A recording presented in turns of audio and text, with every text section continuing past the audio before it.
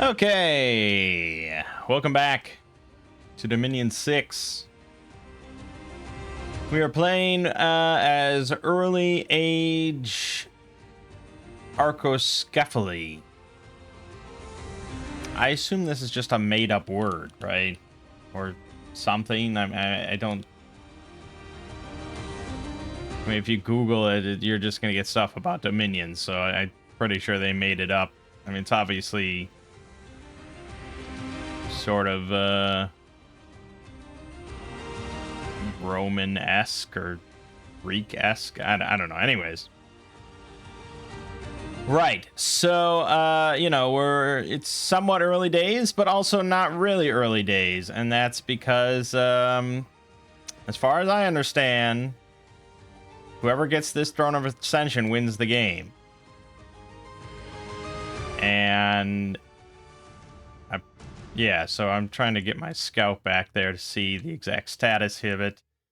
I guess we could throw Hector, the heretic, but I don't think he can't see shit. They definitely have units here or something, but he can't see shit. He's not a scout at all.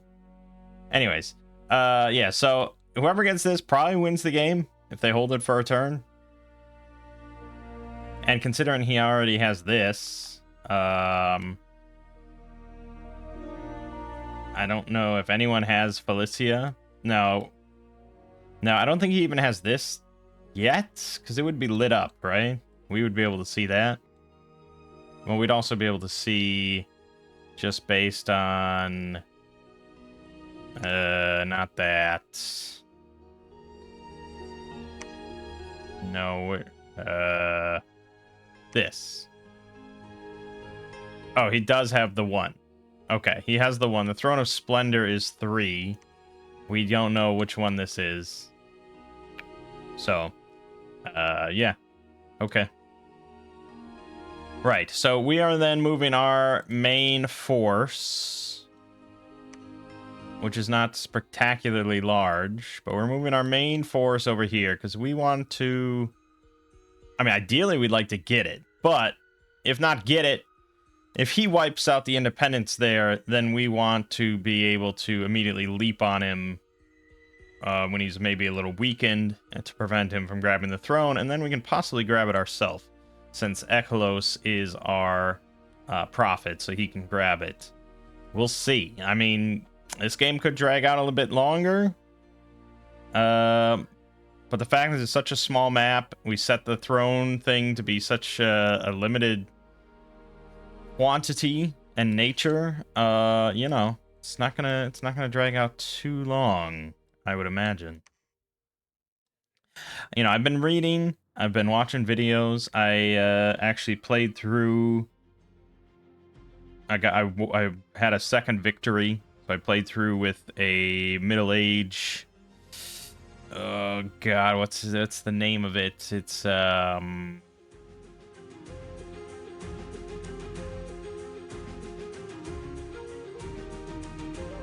never gonna remember. It's like Abaddon or something like that. Ashdod. Yeah. Ashdod. So they were pretty cool. Heavily influenced by ancient Israelite, Canaanite, and Philistine concepts. So they were like mostly giants. So I had some sacred giants and stuff, and they had some really nice death priests and stuff. And it was a pretty lengthy game. It went on for like 115 turns or something like that. It was pretty lengthy, but I did emerge victorious against normal AI, so that's good. Yeah, so I've been watching, you know, some videos and stuff from Chazzy Burger, like a series of quick tips and things like that, and learning just a bit more about how all the mechanics work in more detail. So, forts. I think I hadn't quite wrapped my head entirely around how it all works. But, so, you know, forts do a number of things. They're pretty important, but you know, I already understood you didn't want to spam forts everywhere, and you don't. That's not a good way to do it. Forts increase the tax income of the province that they're in. So the gold income specifically of the province they are located in and no other province. And the income in general is based on the population of that province. And that's why if you want high income from a fort, you want to place it on a high population province. Generally, that would be farmland. So CERN here is really good for gold income because it's on a high population farmland tile. It's got a population right now of 19,000. Our capital's at 44,000, but your capital is always going to be the highest one. And that's because it has its own sort of specific category. So every tile has an ideal size, number of people. So your capital has 25,000. This farmland, 15,000. Someplace like this bog, 10,000. And then it gets lower from there, sort of. But yeah, usually 10,000 in all this sort of civilized territory. And so that number, you know, every single tile in the game has a base population growth of 0.2% per month, per turn. And then depending on how far above or below it is from the ideal size, there can be a population density bonus or penalty. Then there's, for terrain, there's a bonus. So if we go to the farmland here, you can see that as 0.4% bonus just for being farmland. And then your scales. So your growth scale rate of the province from whatever dominion is in effect.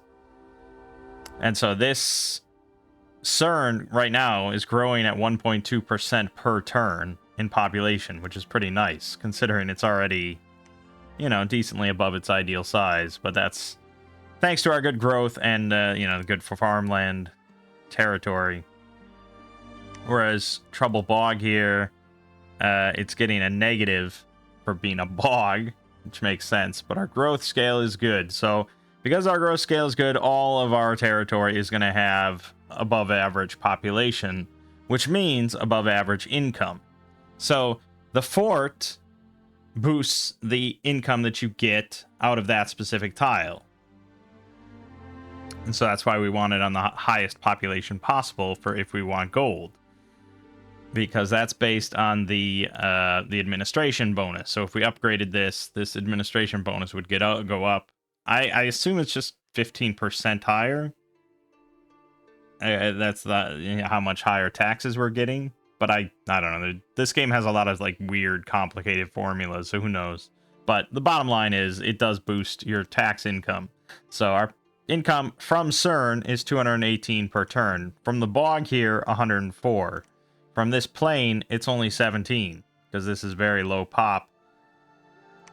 Because we just captured this turn. And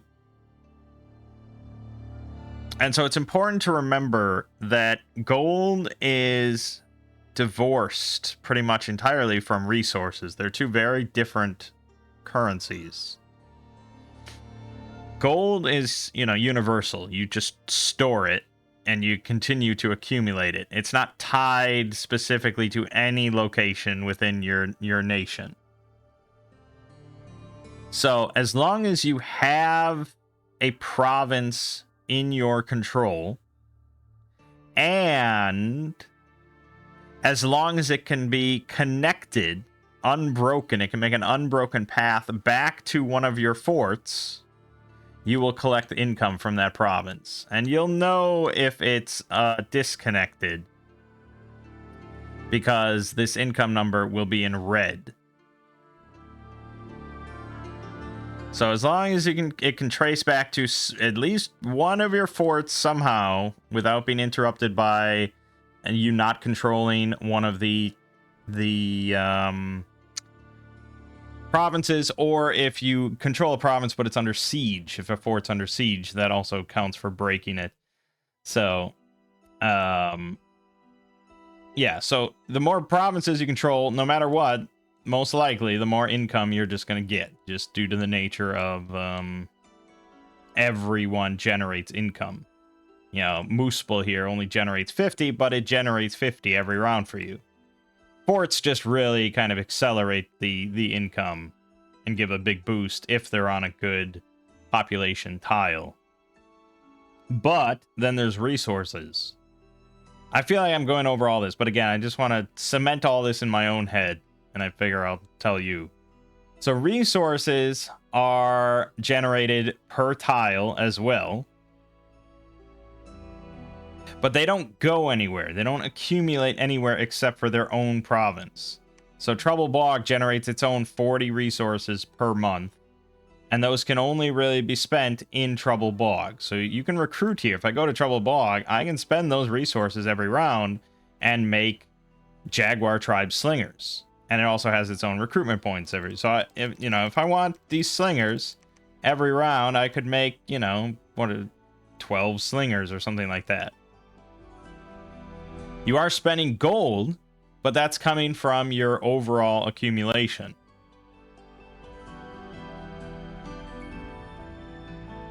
And like I said, these resources aren't accumulated at all. So if you don't spend them in every single province, they do go to waste. Now, that's not usually your biggest concern, because unless you have a fort on a tile, you can't produce your national units there. So in Trouble Bog, I can't make Wind Riders, for example. I can only make what's there: Jaguar Tribe Slingers and Warriors and Priests and Melissa. Melissa, I guess, is just a unique unit that can be made anywhere you have a lab and a temple. Here in Azamar, I can make heavy cavalry, for example, and militia and stuff.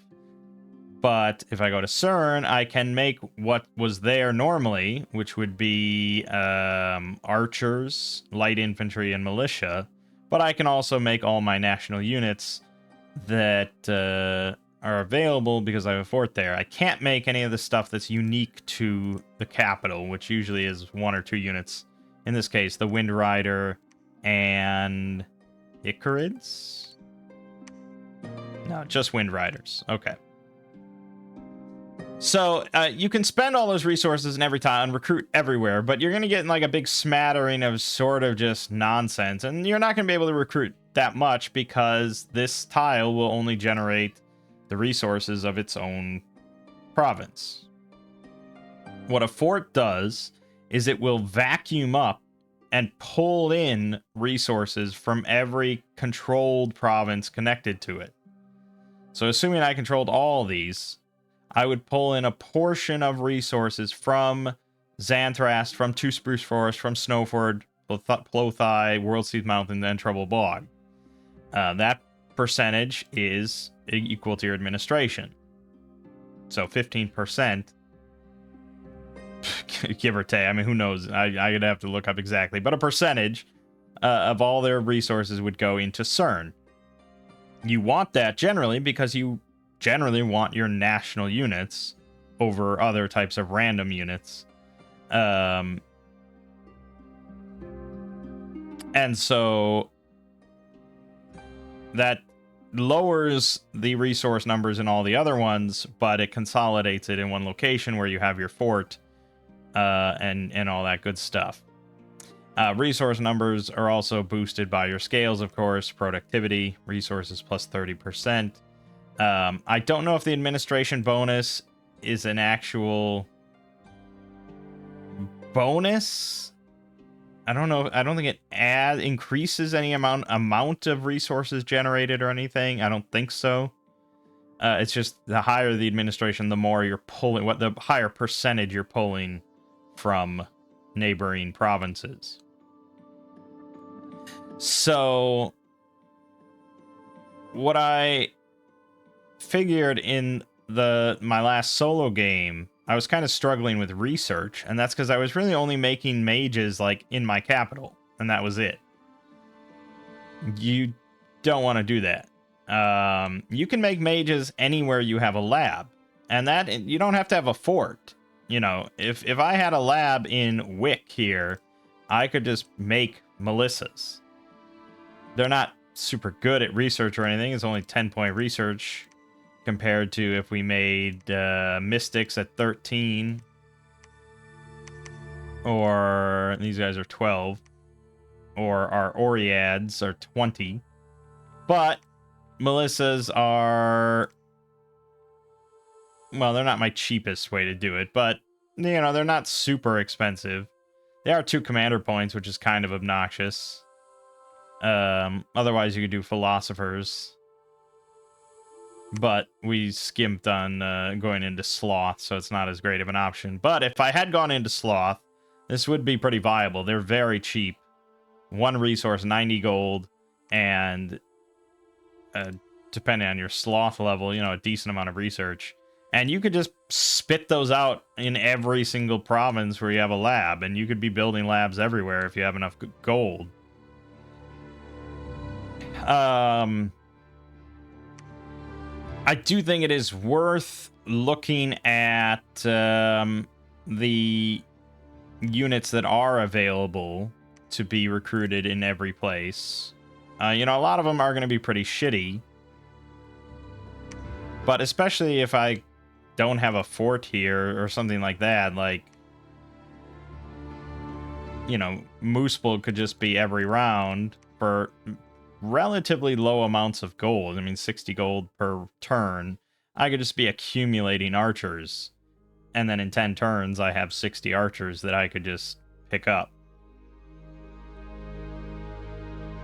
And those resources are entirely going to waste every round, like I said. Wick, we can actually make elephant riders. So I can just make one of these every round.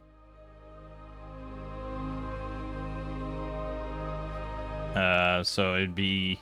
Which would come with 2 archers on its back and the war elephant itself. 64 health, 9 size. The tusks. I don't know if they're particularly amazing, but 64 hit points is pretty good.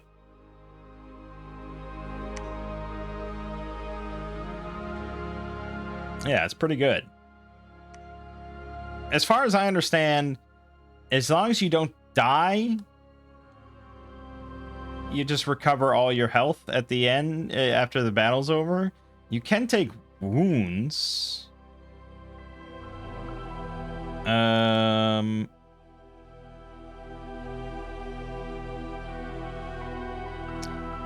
When hit points are lost, there's a chance of an affliction. Hit points are a key mechanic in which several unit abilities. Okay, so affliction, battle wounds.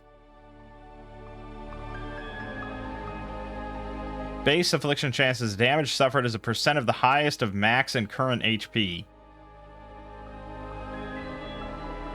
Infantry unit with max of 10 HP will have a 20% chance of suffering an affliction upon taking 2 damage. Okay. So, I mean, these war elephants would be kind of getting fucked up, but I do have the, these guys, the Melissas, can all be healer 3s, which you probably want to have in all your armies. So, yeah, I mean, it seems like, why wouldn't I just accumulate elephant riders in that province? I mean, it's 100 gold every single turn, but in my limited experience so far in all my games, money becomes basically nothing around the midway point. Just there's not enough things to spend your gold on. I did see a mod in the workshop that adds in like a shop where you can buy items. Instead of forging them, you can just buy them with gold. I think that's kind of a nice thought. It's kind of a fun thought. I think it would be kind of cool to have a nation that sort of revolves around like being mercenaries or being merchants or something like that, and really sort of having a much greater emphasis on their gold economy. Or I mean, I don't know. the thing is, gold is kind of easy to come by for most nations, I think. But, you know, I'm playing single player. Multiplayer is a whole different ball game, and I imagine they sort of base a lot of stuff around multiplayer. Anyway, so I just wanted to go over all that just so it's all cemented in my head at the minimum. I also watched this video on formations and scripting. It didn't seem like I was really doing anything wrong. Like he didn't seem to be doing much different than I am. The only difference is, and I'm sure this is what the good players will do, is they will consider what they're facing, and they will change scripts based on that. If they're going up against flyers, you know, they're going to hold units back by their commanders and their mages and things like that. If they're going up against cavalry, they're going to focus fire on cavalry. You know, all blah, blah, blah, blah, blah. They might change spell casting or scripts around based on what they're fighting. And that's tricky because I feel like a lot of that just has to do with like experience. As a new player, you don't really know any other nation and what any other nation has available to them and what they're using and things like that. You just kind of have to learn. You know, like here you can see heavy infantry, archer, and militia. We kind of get what all that means, but a lot of units are just like kind of like here, Ganas and Pisachas. You don't know what that is. I don't really know what that is. And there's no way to find out. That's sort of the biggest annoyance. I wish there was a mod that just pulled up like the inspector or whatever, and I could just look at any fucking unit I wanted. That would be great. All right, so Amphoteros, can he take out heavy infantry, archer, and militia? He's got 49 guys. He does have these nice ogres that we've built up that do have 26 hit points. But yeah, I mean, I guess against heavy infantry, maybe they're gonna smash shields, but that's assuming they can land a hit, and that's where they struggle.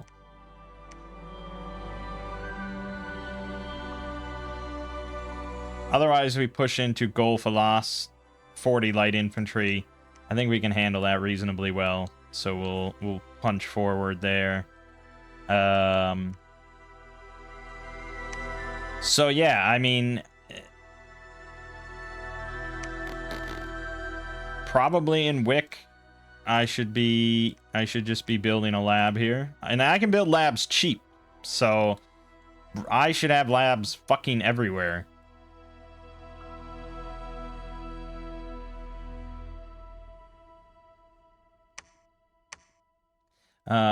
Labs specifically. Let me see.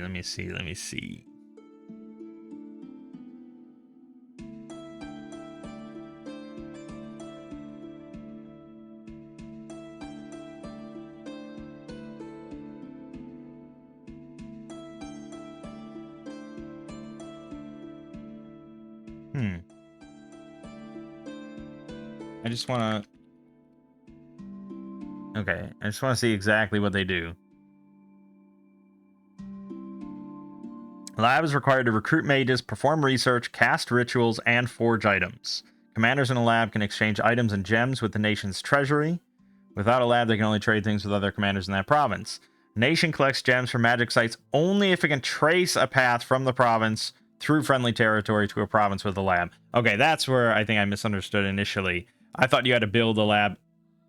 I mean, I know that now, but I thought you had to build a lab in each spot that had magic sites in order to collect the gems. But no, they just have to be able to trace a path to a lab, similar to income and a fort. So usually it's not going to be a problem, but that is good to remember.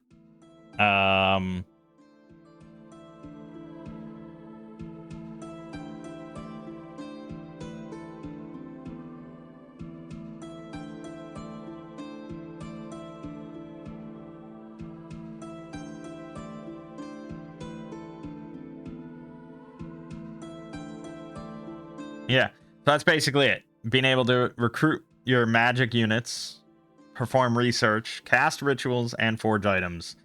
And that's, it's the recruiting of mages and performing research that you kind of want to be exponential during the early and mid game to get all your fun research up, because we haven't really gone over it much, but high level magic is pretty obscene. If we look at high end enchantment magic, for example, and I'm talking like level 7, level 8 stuff, it gets pretty wild. Like in my last solo game, my pretender eventually was able to cast Thetis's Blessing.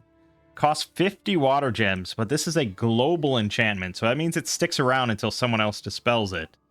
And this allows all troops in the world, not just yours, all troops, to enter the sea and breathe underwater.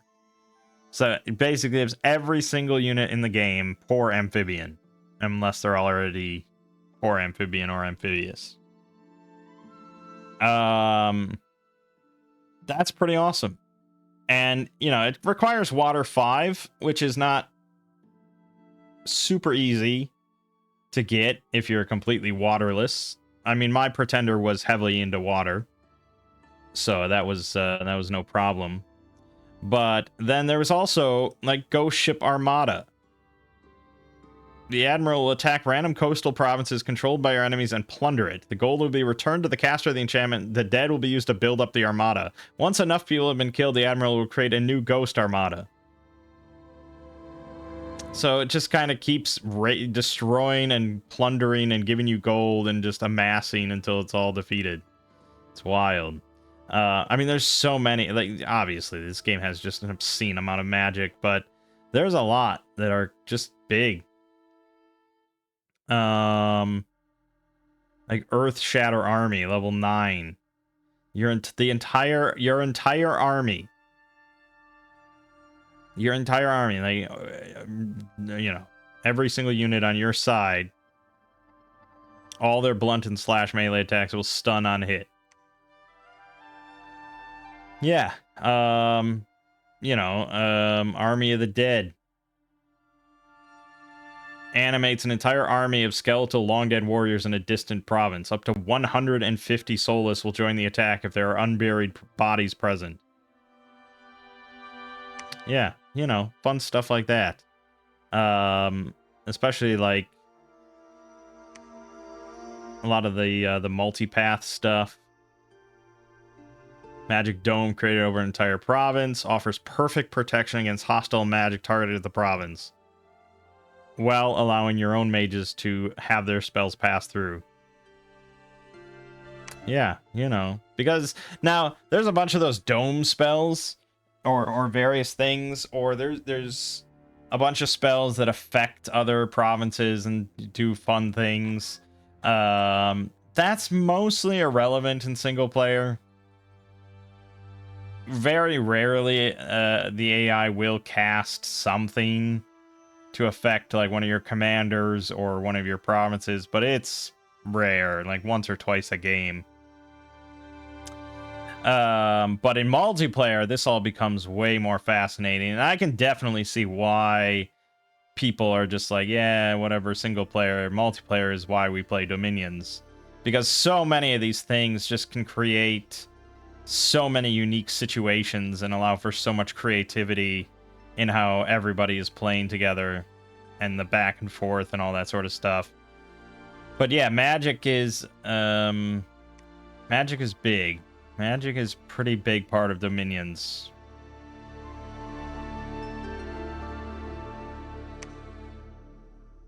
Like high level alteration here, you have Marble Army as a good example.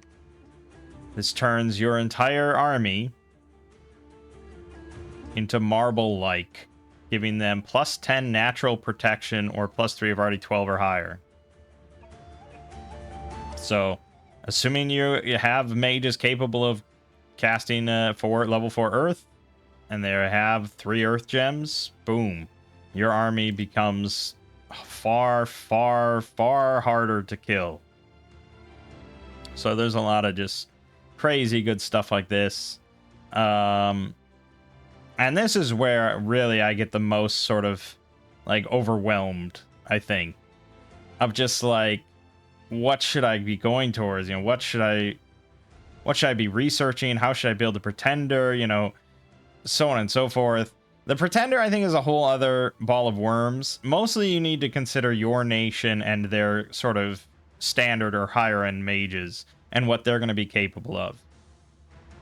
You know, you can empower any unit or any commander to, you know, have higher end magic paths or different magic paths, but that's really not something you're going to be doing much. I did it in my last game a bunch on my my pretender to sort of boost up like his arcane score, for example.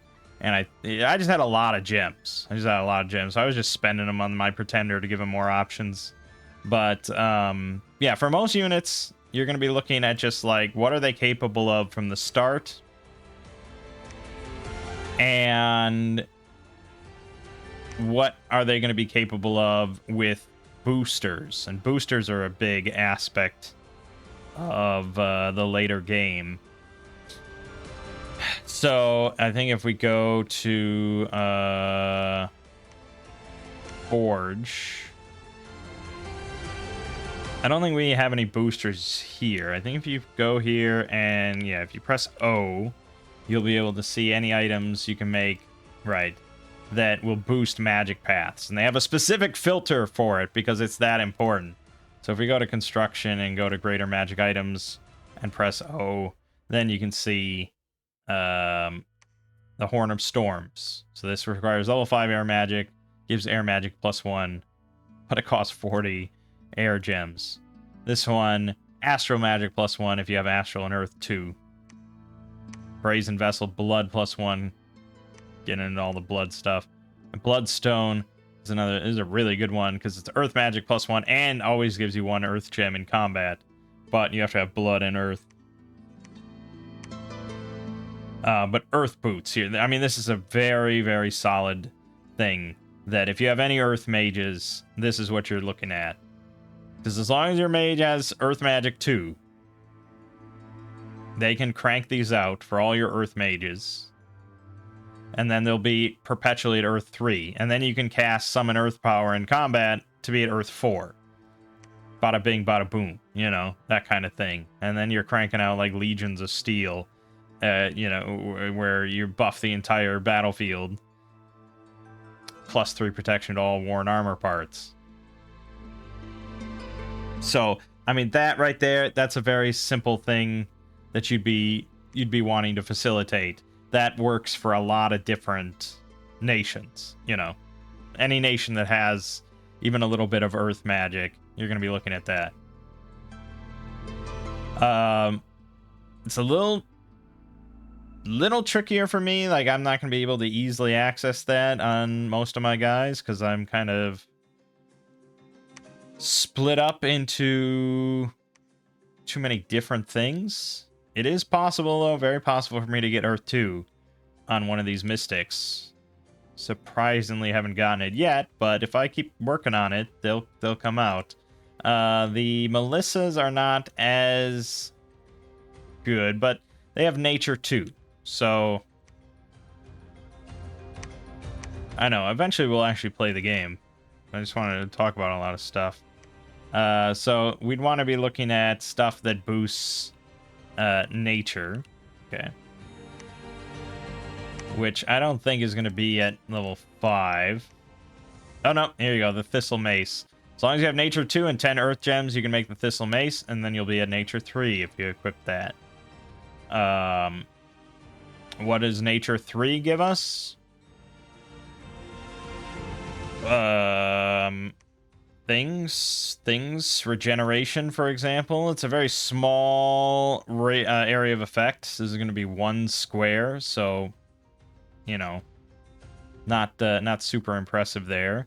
But there's also haste and Serpent Fang arrows. So if you have a bunch of archers and you're relying on a bunch of archers, this is pretty great. Area effect 20 plus for 1 nature gem. They all get poison damage thrown in there. But there you go. Group regeneration. Even better. So this is area effect 3+. Now, I thought that that was 3 by 3 squares. No, it's literally just 3 squares. So that means for standard humans, you can fit 3 into a square. So that'll be about 9 humans with this buff. But if you have 3 mages and they all cast this twice at the start of combat, you're looking at 54 humans that are given group regeneration, which for your frontliners is pretty good. You know, things like that. Also, there's some probably conjuration shit that you could work out with. Yeah, you could start cranking out vine ogres or something. You know, there's just option. Howl, this is another one that gets recommended a lot. This does cost 3 nature gems to cast in combat, and you're only going to cast it once per mage, really. Massive fatigue cost, massive casting time. But this causes wolves. So basically, like every few seconds, or I don't know, it was every 360 ticks in combat, there's a chance for like 1d3 wolves or something like that to just appear anywhere on the fringe of the map. So if you've got 3 mages that start this, you know, it probably a decent amount of wolves that just show up, especially behind enemies and stuff. So magic is very important. Getting those boosters important, and having a lot of mages both on research and as part of your armies. It's all pretty important. I mean, I'm pretty certain you can beat normal AI with most nations, probably doing very little with magic. But, you know, we want to learn to be better.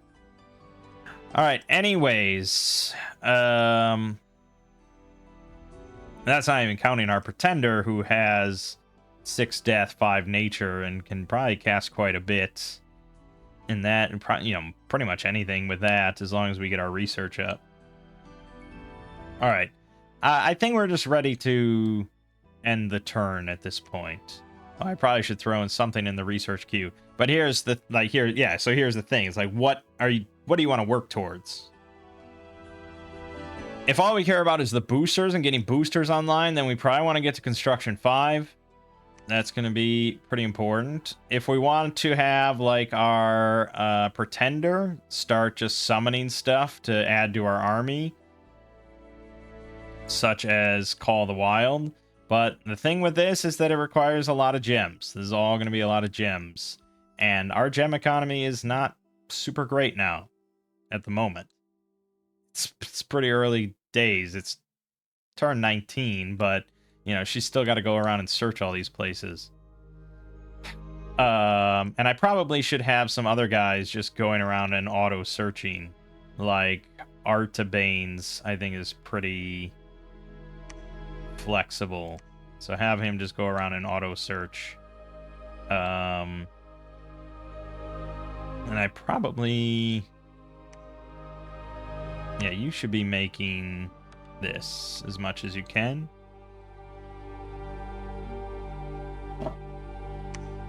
So conjuration, probably not top of my list of important stuff. So I think I'm probably leaning towards construction for now. Magic items are always nice. But then, yeah, aside from that, probably lean towards enchantment to try to get group regeneration for all our Melissas that can get to 3 nature after that. So that was what? Enchantment 5. Yeah. Sure. Sure. Okay, let's just enter. The game might be over, like, instantly. Okay, some of my crippled units are dying. There's a battle in Gofalas. No problem. So this is an interesting case. Here you go. This is the true power of routing and morale loss.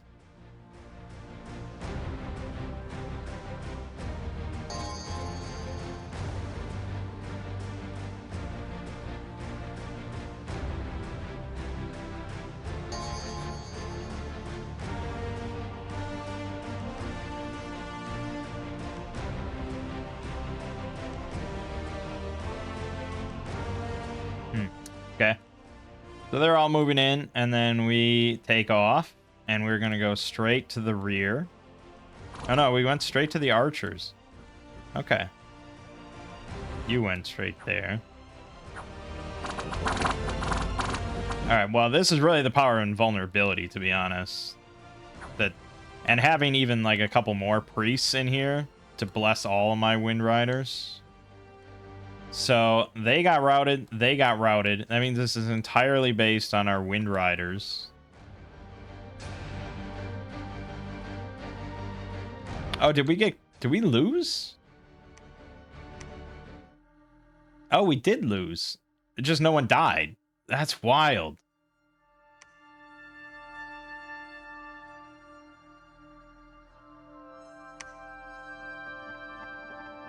That's okay. Let's watch this again to see a bit exactly how we got so completely routed before anything happened. No deaths and a complete rout on our side.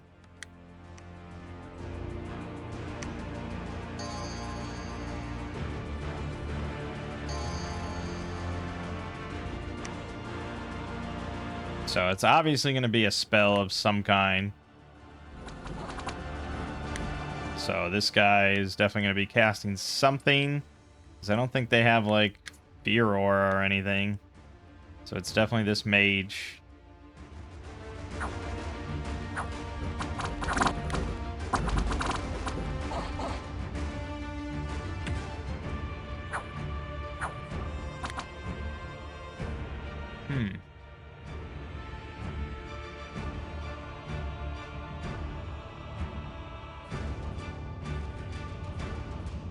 I'm not sure.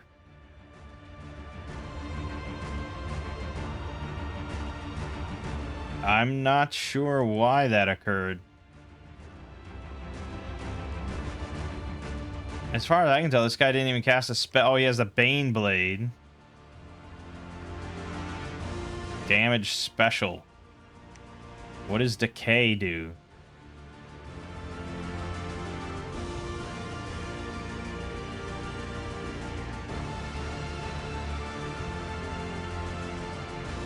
Aged 5 years per combat round. That's no good. Okay, but I didn't die. I just fled. Okay. Dominion -2 in Donnermark. Misfortune and death increased. And stories of his brave deeds and unsurpassed cruelty are now told. He fucking fled from, like, his second battle. Okay, so he didn't age. Oh, he lost an arm.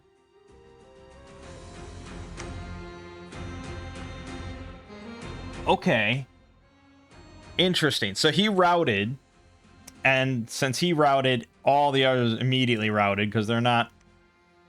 I mean, they do have good morale, but I don't know. It seemed like a bit of an extreme case. I haven't seen something like that before. I was so shocked because we had no deaths. I didn't read that we lost.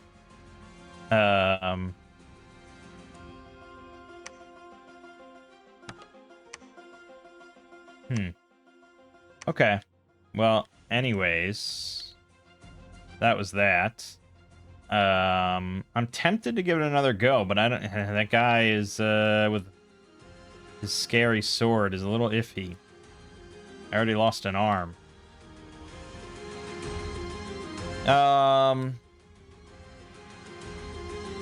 Well, I mean, he still hasn't taken it as far as I can tell.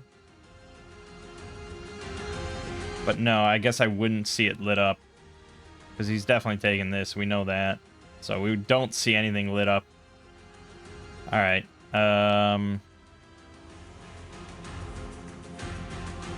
We're trying to get this guy into enemy territory.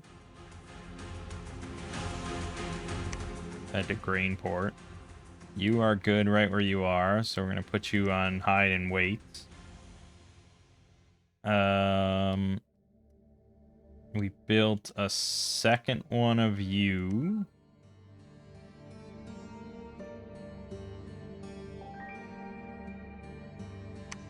I don't think I meant to do that.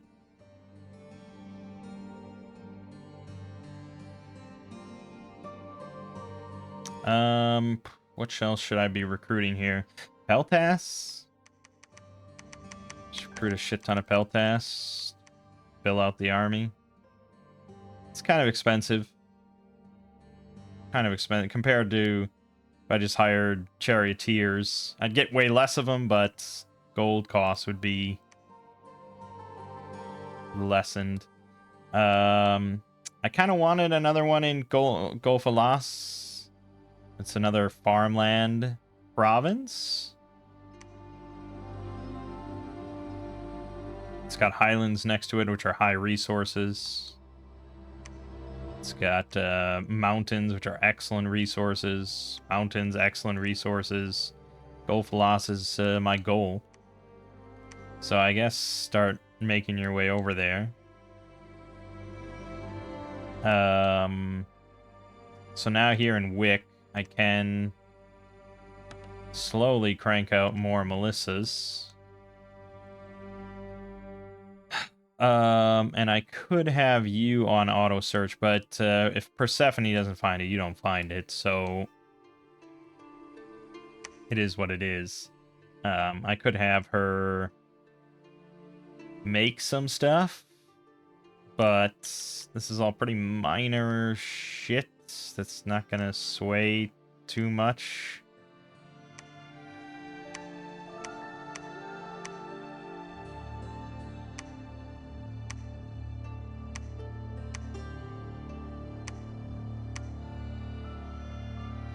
Barkskin. Yeah, Barkskin on our Windlords is honestly not bad.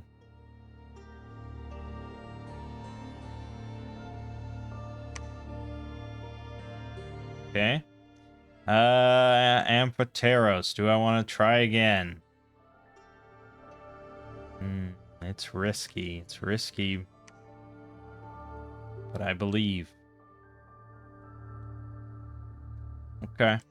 That's pretty much everything.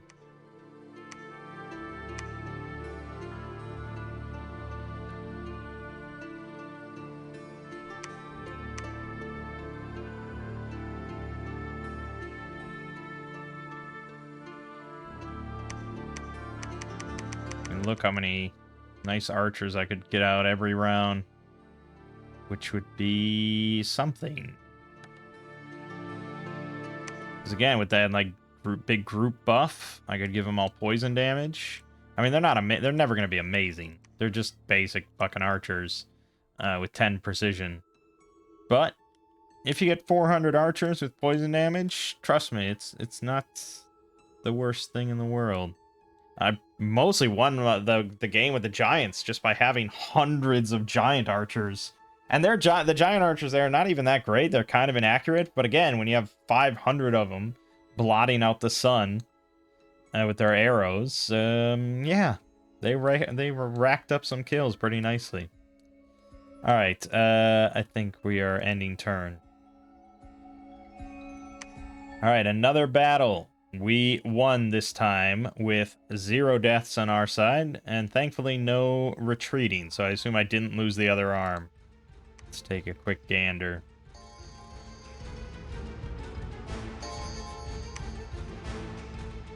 This time I had the Windlord go straight to the rear, which is going to be this Axeman.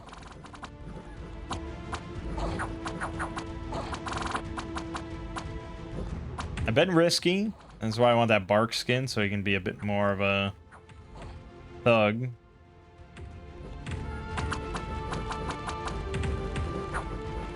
These must be on guard commander, which is quite smart. Okay, we did... Oof, boy. Did lose half his health there. So he did lose the other arm. Lost both arms. Oh, you're done.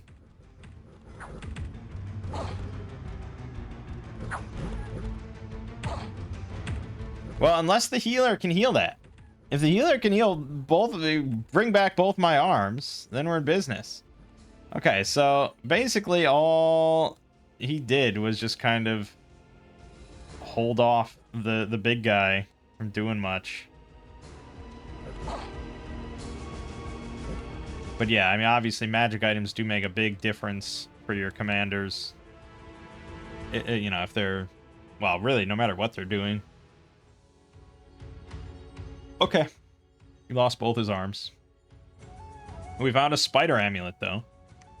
Defense plus 15 in CERN. People are volunteering to serve in the militia. And we found a glamour gem. And a battle affliction was cured. Okay.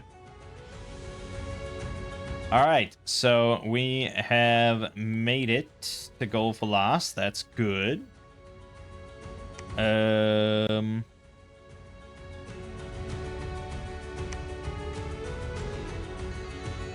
guess reacquire your mount.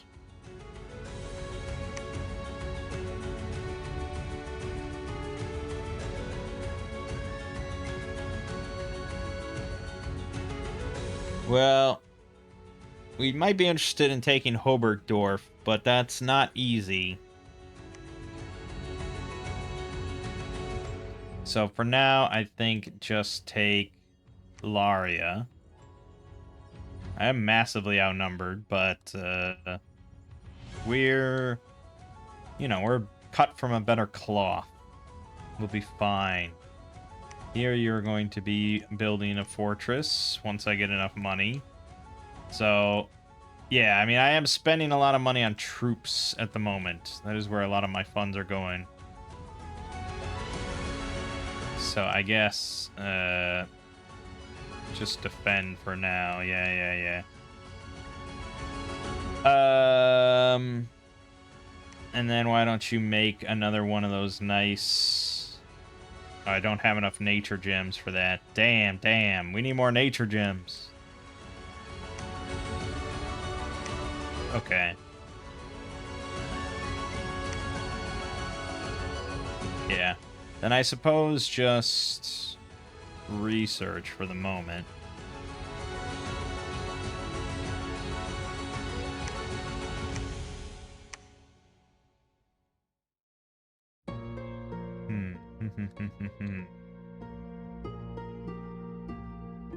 Okay.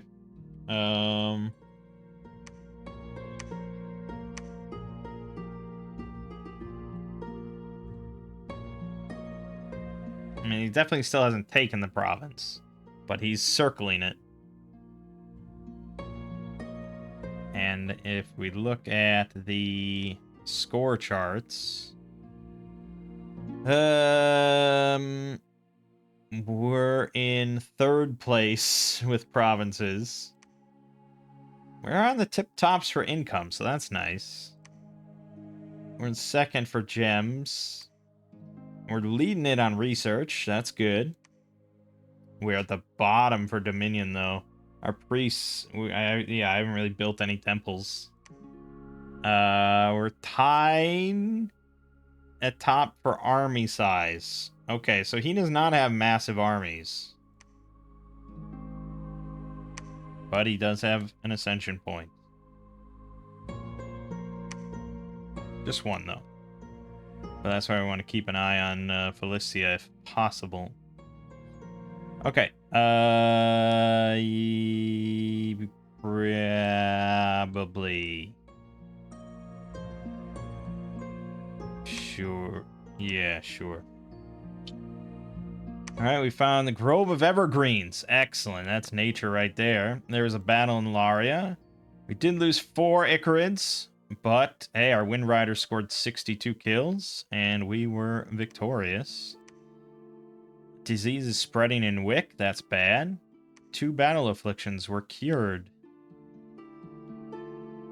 Right here. So she's curing our men. We like it. We like it plenty. Alright, so yes, this is still standing. 340. Not simple.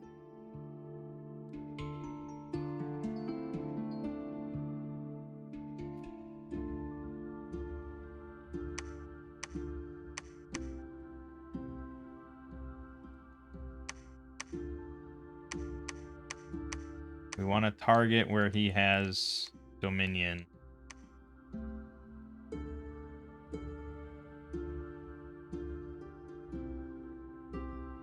weird that he doesn't have any Dominion in almost any of these spots. He does have it here, so we'll strip that away, don't you worry. I got a crazy man spouting how all the gods are fake. So, of course, like I said, Hobergdorf is a goal, but I think we're going to have to head back to Arcoscephale at the moment. Actually, can't you... Yeah, so I think you can keep them together if you hold Alt and then click, and that'll queue it up. Okay. We are really not getting enough money, so I think I have to skip on some units for just a moment.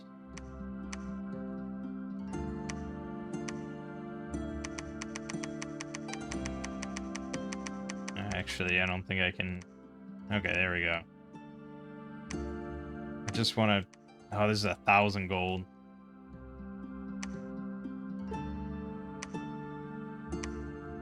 Okay. This will give us more money in the long run, so we'll skip recruitment. I wish you could have saved all those queues and just, like, turned it on or off, but... Them's the breaks. So Amphoteros, I think, is just gonna sit here, and I guess he could preach for a little bit, or search for magic sites. It's pretty unlikely. I don't know how many priest ones there are. We do know that one of the nations is underground. So that's something to consider. But here's the other one. Look at how scary their flag is. And, yeah, this has not been taken. This is 240 units.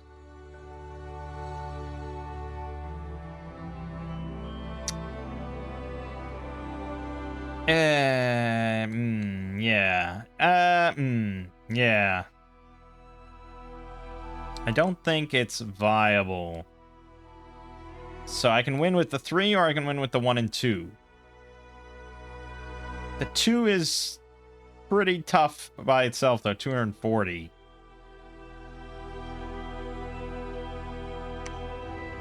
And I'm not currently at war with anyone. If I went for the 1, you know, I would be at war. But I guess I'd go for the 2 first. It's hard to say. You know, it's militia, light infantry, heavy infantry... But then there's also Chithyronic lions and watchers and a huge monolith. A fucking monolith. I mean, who knows?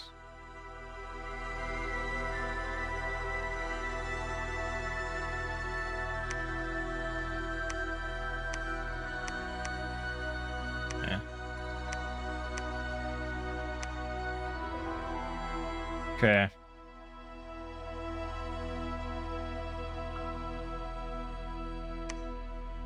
We got the Grove of Evergreens. That's 1 nature gem per turn.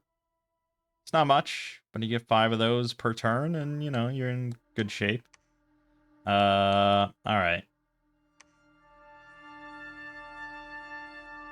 Nothing. Battle Affliction cured. Okay.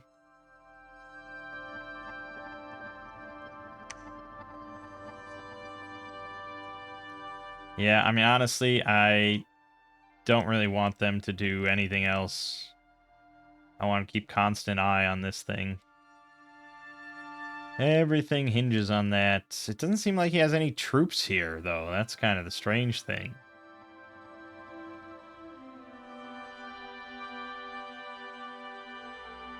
How does he have no troops anywhere here? He's spread himself that thin?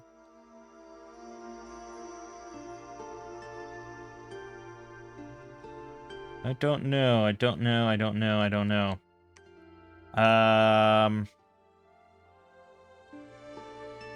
Okay. Yeah, he's not a danger of dying, so I'm going to move Amphoteros back. Join up with the healer. I guess we could join up with a couple healers. This one got air magic, which is kind of nice. But I think any air magic, we'd probably want to roll into our archer squad for the nice ranged buffs. But getting the air booster, that's not easy.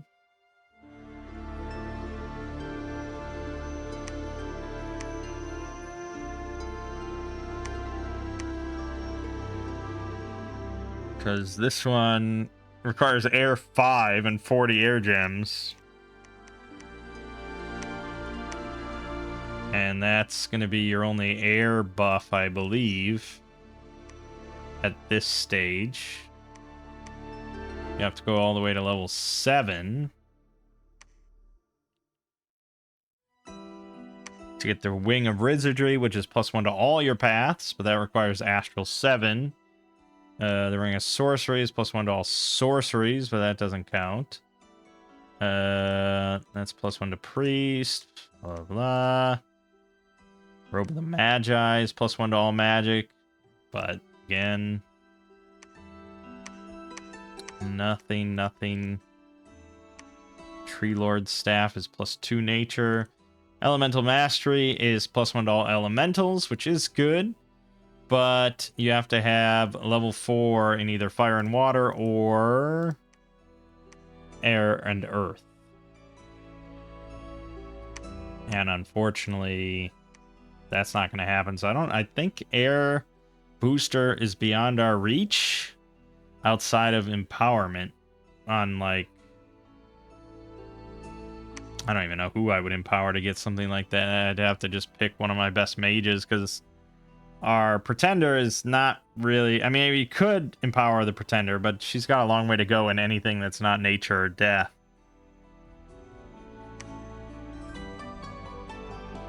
So, hard to say. I could set you to search, though. Although it's really just air and holy.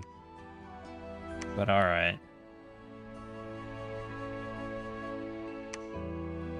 You became crippled because you're so fucking old. Map move -75%. That's alright, it doesn't matter. You can always move at least one space. Thank goodness. Again, like, practically no dominion anywhere.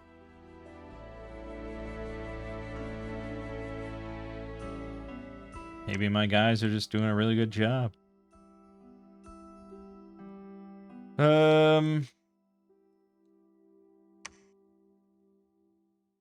Alright, we are doing much better on money, so that's good. Let's get a lab over to CERN. You know, the CERN lab. And,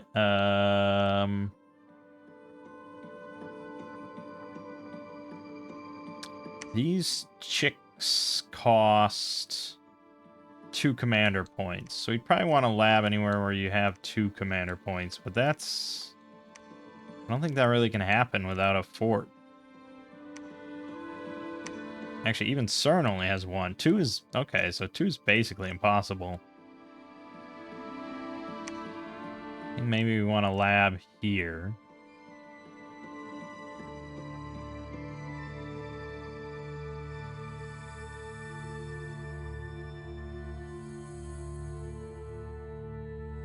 We just want a lot of these. We want them in all our armies.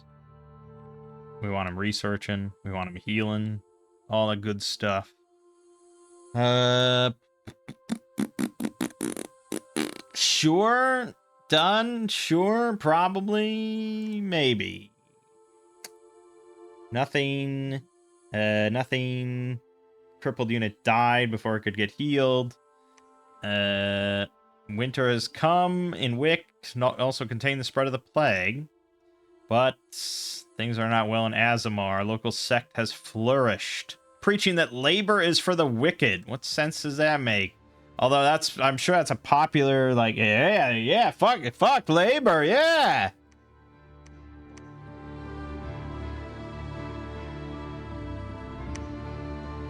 All right.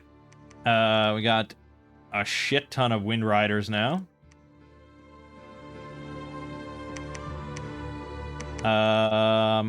Again, I can only have 3 squads at the moment, but Polites can have a lot, so that's good. And then we have our frontliners. We have some ogres here, but we'll leave those. Do we want to bring along any other mages to help out? We have quite a few now. Let's see.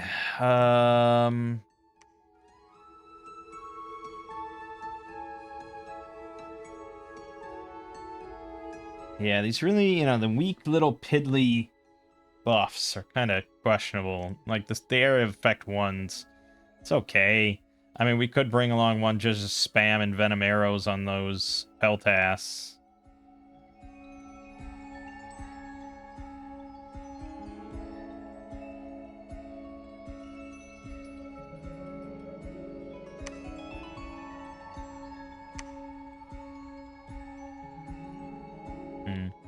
Yeah, I'm sticking with that though. Then we have Ahmed. Okay, so we do have Summon Earth Power now, which does expand our options quite nicely.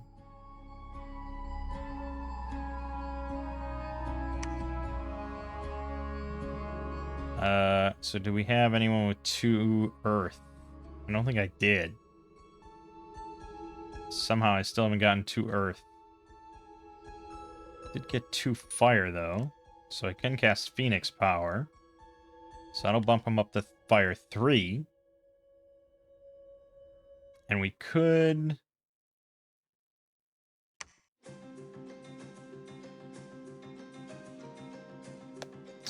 let him cast Flare, I suppose. Can also cast Ignite Arrows.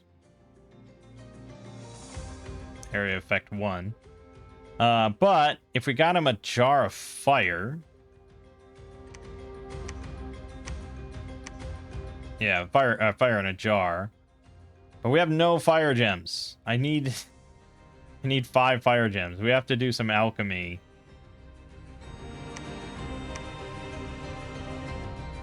Yeah, here we go. Boom. So now, Nasties can forge fire in a jar. Well, actually... does he have to... no, anybody can make that. Here, make fire in a jar. Grab Nasties. And we're gonna roll out. I'm gonna head back there.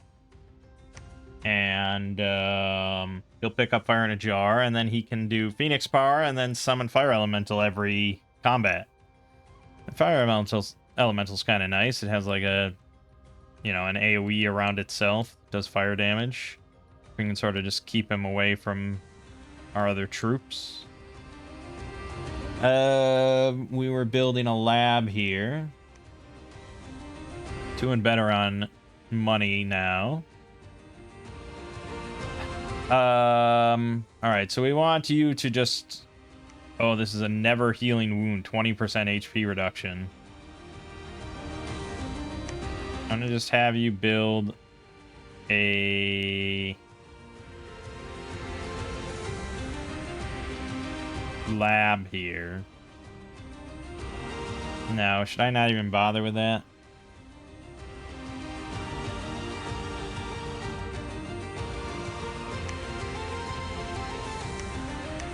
You're building a lab. Let's just go back to Golfalas. Or should I pick up the war elephants? We got 3 of them.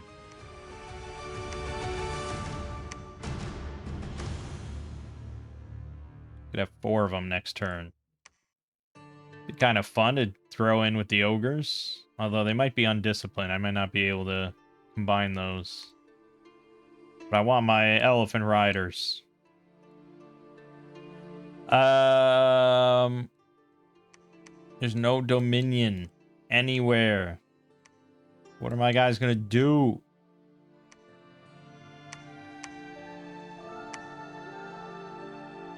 I mean, I guess that's good. I mean, if I start building a lot of temples, I mean, we should be able to sweep Dominion, as far as I can tell.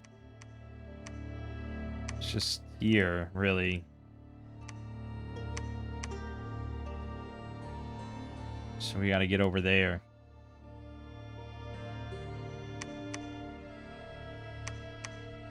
Okay.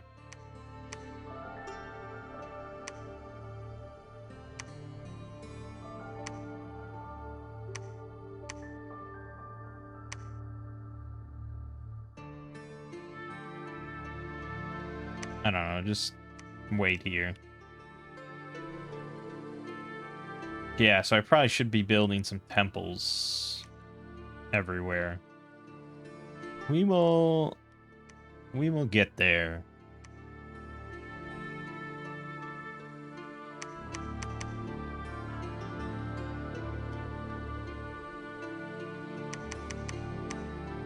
Stick with that for now. And then, yeah, we're still getting archers. Don't think I need any more skeptics. I think we're good on that. So we're going to build Melissa's soon there, but that's about it. Okay, good. Another crippled unit die. What are you doing, Melissa? Dominion -2. No! Alright, we got our fortress in CERN. 3 battle afflictions cured. Ready to be recruited again.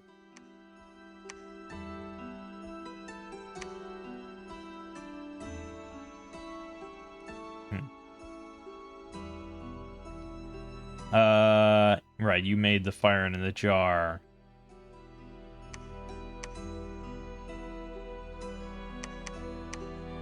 Can't really make anything else, so go back on research. Hey, we got a guy with double earth. Huzzah. So now he can make like black steel full plate, which is pretty awesome. Make swords of sharpness. Boots of giant strength. Bracers of protection. Good, good, good.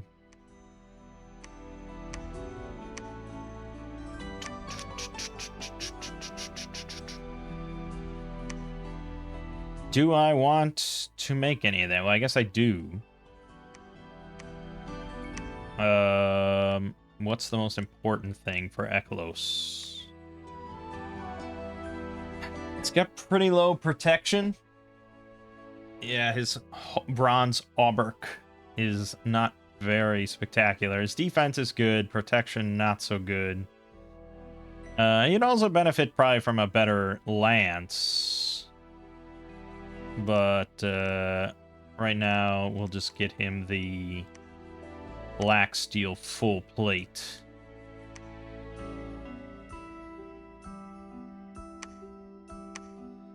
So now we can go to a castle.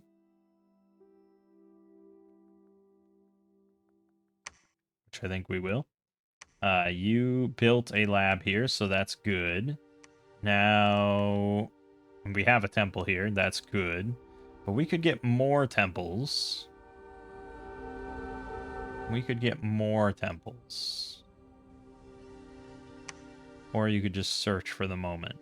It's not really an amazing use of my time. But alright.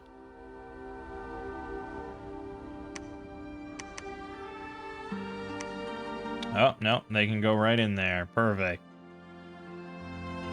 Oh, you're set to retreat. We don't want that. You're with us now. What am I having you cast? Blessing? I think we're just having you cast more Blessing. That's probably the best. Blessing. Blessing. Good.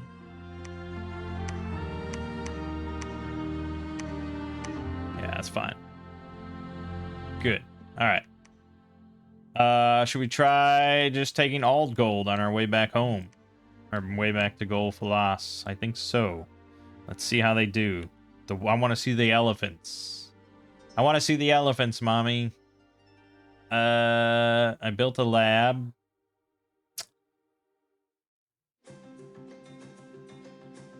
Why did I bring you here in the first place? Let's just have you search. You are here waiting for a moment for them to come so you can heal. I think we could construct a... Oh, yeah, we were going to construct a lab here. Good. That's everything.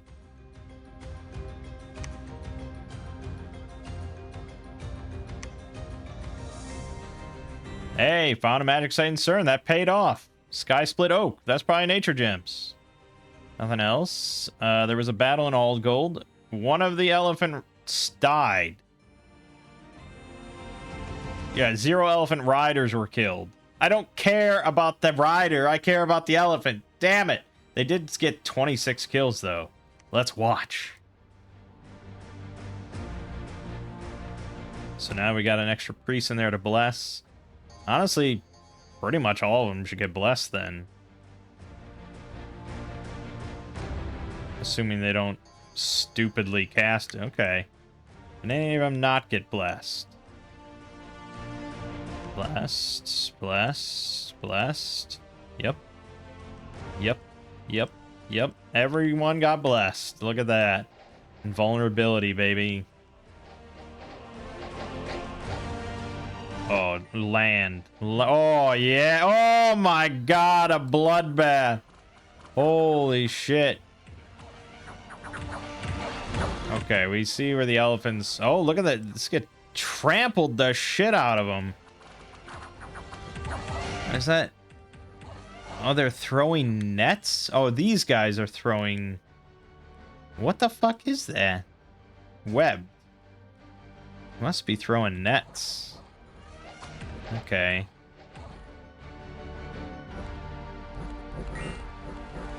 That invulnerability, man. It's so good. Ooh, trampled! I mean, I will say, like, my usual strategy is just, like, focus on 2 different units and just pump out massive numbers of them. But there is something very fun about recruiting some of, like, the just random units that you can come across. Great just to have a few elephants thrown in there amongst your Pegasus. All in all, pretty good. Pretty good. There was a battle in Synaph. Independence attacked Oceania, but was defeated. So I see this because I have a scout right in there. Troubled Bog. Religious misconceptions and falsehoods are spreading. I gotta get in there and patrol to rip that out. Hertikos was slaughtered for being a filthy heretic. 3 battle afflictions cured. And 1 unit who lost her mount of deserter died on their way back. So the elephant rider fled and died because he's an idiot. Alright. I'm glad we're all clear on that. So, we're still working on this other arm. I feel like it's going to be one of these never healing wounds. But, you know, as long as he's invulnerable, who cares? He'll be fine. Alright, so now we want to clear up all the shit around Gulf Halas. In order to maximize its potential. It's got a good amount of income already, but it can be better. 60 heavy infantry and slingers. Let's do it. You, I think, should join up with this army, right? So what can you cast that's going to be good? What are you? Oh, 1 of each. It's pretty lame. Pretty lame. The best thing you could do is, like, cast Geyser. That's basically the best thing you do, but it's short range, so we'll let him auto-cast that. Does he have any buffs worth considering?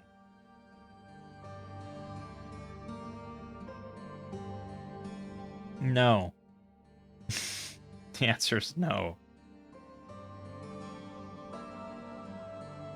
As far as... I mean, we haven't researched many buffs. I'll admit to that. But, yeah, he's got nothing. Alright, then just be on cast spells. And, you know, be sort of up front. Okay, and then go there to join them.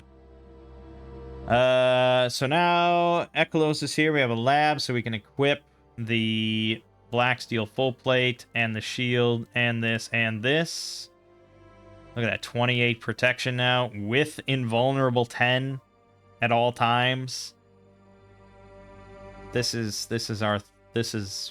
super combatant. Reinvigoration 5, skilled rider 3, heroic endurance. Incredible. The only thing is his damage could be better. His attack's alright, but his damage could be better. So we want to get a nice lance for him.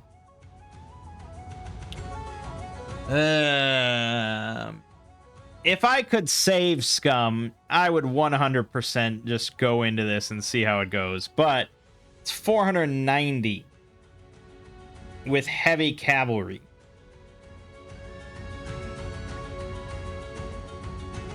And the thing is, like, sure, a lot of our units are really fucking, like, invulnerable and protective. But if all our other units die, we're probably just going to get routed.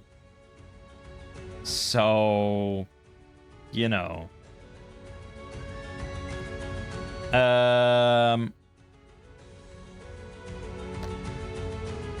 Alright, you were going to get the fire in a jar. And Polites, you can have this nice armor.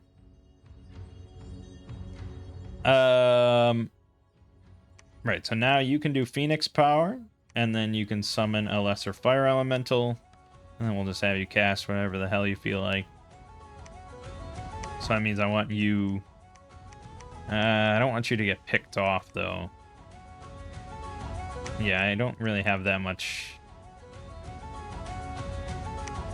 That's fine. And then Glacier can cast Enlarge on our Wind Riders, I guess. Sure. Fine with that.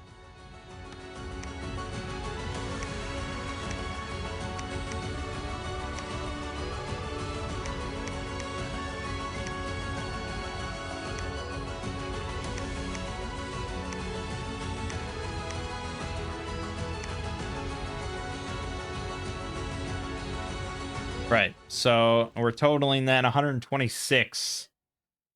Versus 490? No. Versus 160? Maybe. But this is also heavy cavalries. I guess this will give a good indicator of how we fare against that. Our front line might very well get decimated. But getting Hobergdorf would be a good win, because he's not taking that either.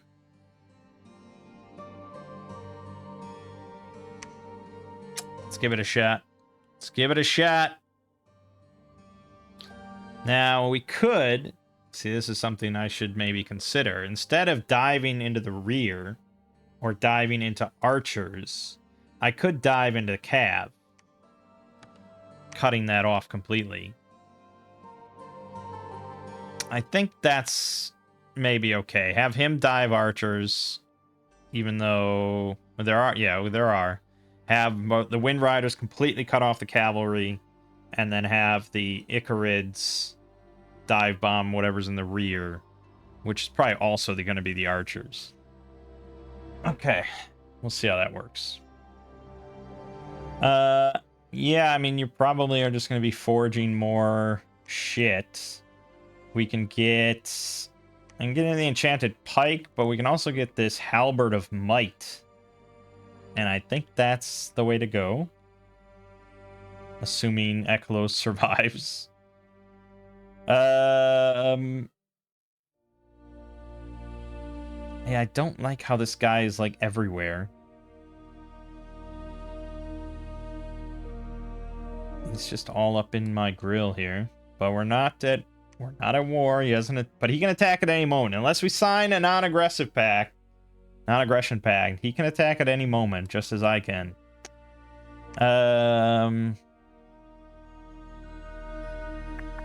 So yeah, Trouble Bog. We have to patrol to get these guys out. So I think what we're gonna do is recruit a champion.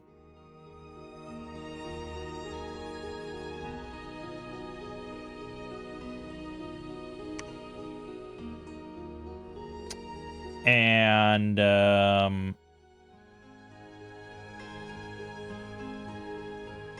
have him grab all these archers.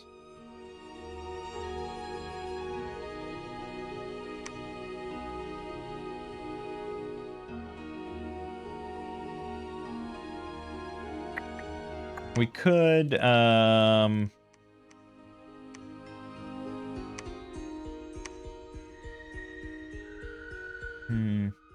yeah. I don't know if that's the right move, actually.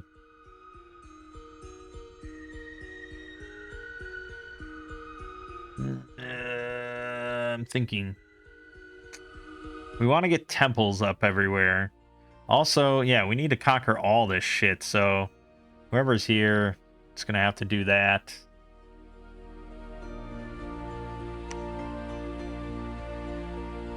I guess for the moment, probably just have you... I could have you cranking out wolves. 15 wolves. That's a lot of wolves. But someone has to control all the wolves. Maybe I should get 2 commanders then.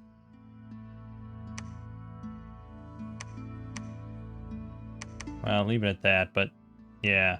Okay, let's have you just... Because I'm getting 2 nature gems per turn. So for now, just keep summoning wolves. Yeah, actually, I mean, I don't really mind. I mean, I know that that's been my kind of thing, is to just pick 2 different powerful units and that's all I build, but I don't actually mind having like a big kind of mix of units because I don't have to control them. In Total War, I really hated that, and they don't really recommend having more than like, I don't know, 5 different types of units or something like that in a army, because it's just too much to kind of manage. But here, you know, it's all just scripted. And most units kind of fit just sort of an archetype, you know, frontliner, archer, flanker, flyer, you know. So throw different flyers together, throw different frontliners together, and it kind of works out. I mean, there are issues sometimes, but again, there's also the whole square system with size. So if you have a size 6 unit, like a giant, you can't fit 2 giants in the same square, but you can fit a giant and a human in the same square. And you probably want to do that because that doubles the giants, that doubles that square. Well, not double, but it increases that square's sort of damage potential to whatever's in front of it compared to just having the giant there. So you kind of want to, not all the time. I mean, it's really sort of, it depends. It depends. Sometimes you want it tightly packed. Sometimes you don't want it tightly packed. There are pros to having it as much in a square as possible, but, you know, they're more susceptible to like AoE magic spells and things like that. So it's hard to say, but, you know, all these things you have to consider, which is pretty impressive considering you have no control over the actual battle. I think we're done here. We're going to see 2 battles that I'm kind of interested to see. Persephone found a glen of verdant greenery. All right. Well, obviously she's finding a lot of nature stuff. This is a very, you know, pastoral region we're in. And she is a nature goddess. The battle in Klon. We lost another elephant and 1 peltast, but we killed 59 of the 60. Let's take a look. You know, is it worth it? It's a good question, right? Like, how much gold is a good amount to spend to take over a province? I spent here, what, 110 gold?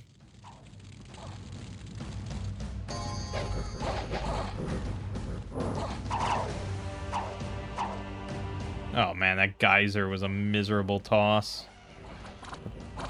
They immediately turn their back on the elephants, allowing us to just trample right through.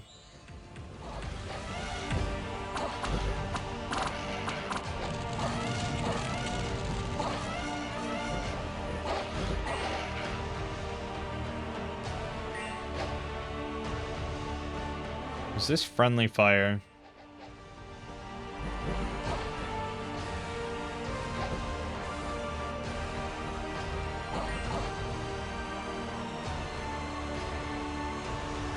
Didn't we go in with 3? And we have 3? Where do we... I went in with 3. When did one die? Let's rewatch this. I count 3 elephant riders. Oh, an elephant rider died, but not the mount. Oh, that could be true. But does that mean the whole thing is just scrapped? The whole kit and caboodle? Hobergdorf. All right, we lost 2 Icarids, 7 Peltas, 1 of our precious Wind Riders, 1 of 47. But we killed every single one, 115 of them. This is a thing to consider now.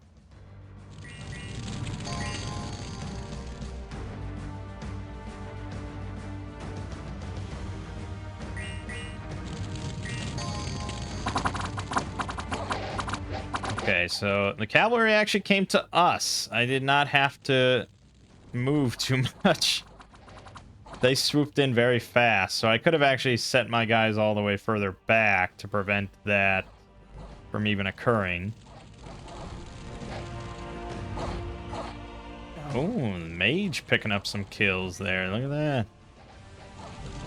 Right, so had we set further back, we could have dealt with the cavalry before the infantry even got to our Peltas, and now we get this shitty situation, which we'd rather avoid. And then back here... Yeah, we went ham on the archers pretty good. I mean, the thing is, he's very durable, he's very powerful, but he is one guy. So he can't attack that much, you know. But it keeps them all very preoccupied while we circle the enemy infantry and just massacre them.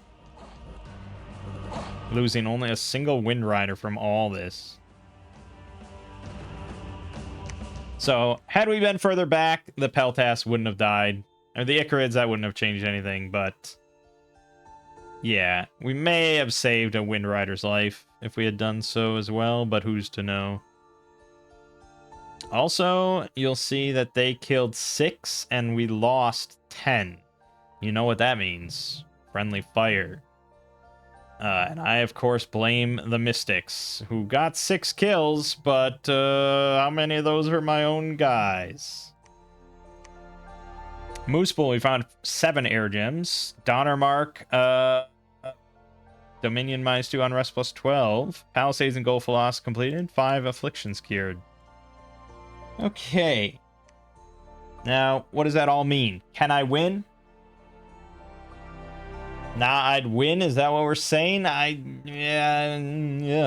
I mean, Long Deads are not the shittiest of undead units. The Ice Drake is a big fucking question mark. I mean, if I win, I win. Game's over, basically. I don't think anyone would be able to beat me then at that point. If I lose, though, we possibly lose... Well, we'd go to the bottom of the chart on army size. That's for damn sure. We'd also lose our Prophet and have to wait 6 turns to get him back. It would be recoverable, but would I then weaken it enough that this guy could just swoop in and grab it and I lose the game from that? The thing is, there's really no benefit in me pushing it. He's not going for it. Not yet. If he did and was victorious, then I could just go in and try and kill him then. So there's really not much benefit in being the first one to blink here. So I think instead we are going to have... no, we're going to build a palisade here. I think we need to free up some more money elsewhere.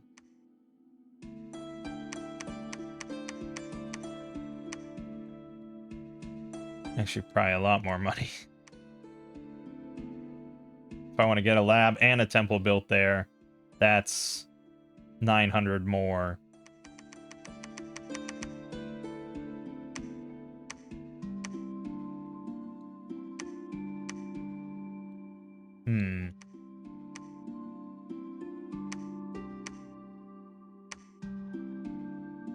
I don't know if I can pull that. Yeah, I guess I can. There you go. Great. So you're going to construct a temple. You're going to construct a lab. And you two are going to search. And Eklos... preach.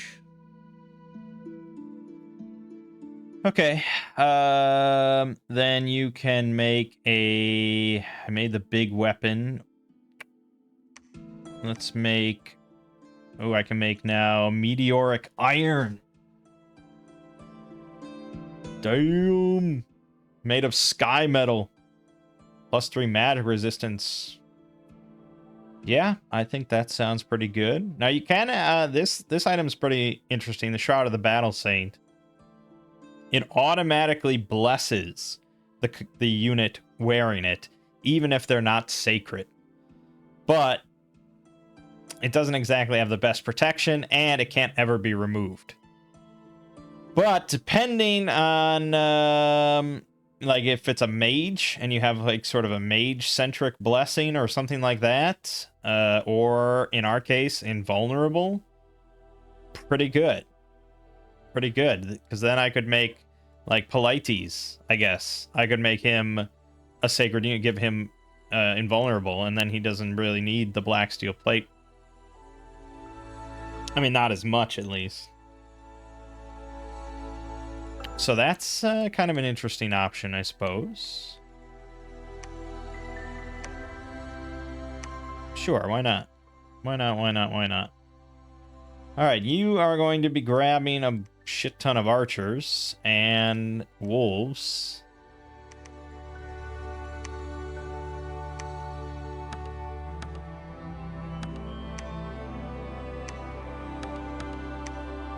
Wolves are undisciplined, which is always a bit of an annoyance, but there you go.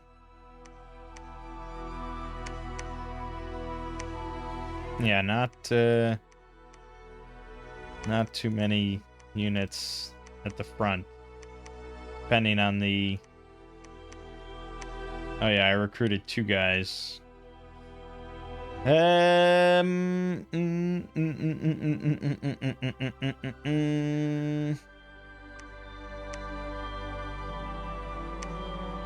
Well, for now you're gonna go... oh, did Trouble Bog clear itself up?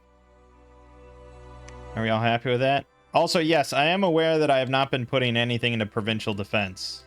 But the thing is, I haven't really been having any super bad events, and I've been low on money, so it's been a pretty minimal concern. Well, I mean, Trouble Bog has been fine, I guess. That situation resolved itself, so... I could maybe take on one of these. Well, not that. Also, I mostly have archers, so we'd be looking at this. That's assuming that I can kill that many barbarians. I guess it's something to find out. Something to find out. Amphoteros. Did you get that wound cleared up? Oh, so that wound that never heals got healed. Go figure.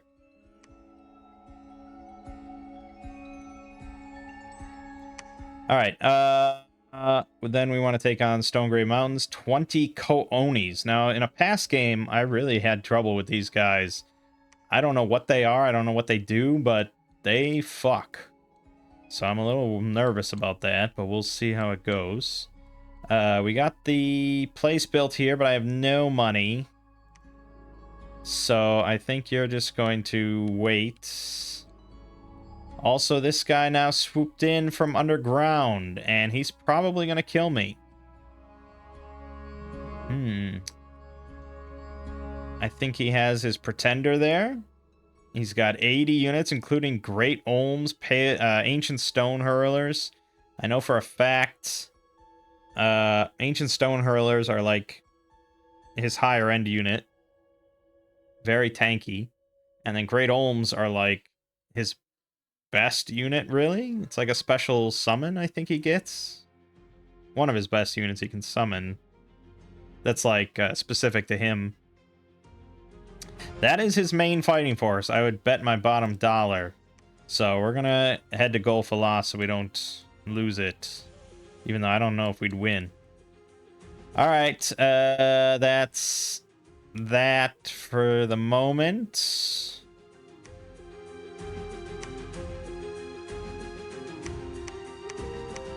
Still pretty weak on Dominion. Doesn't seem to be anyone's strong suit here. Actually, Oceania is at the top of the Dominion marker. Very curious. I mean, I guess I got strong Dominion at home. But my spread is perhaps not that spectacular. Alright.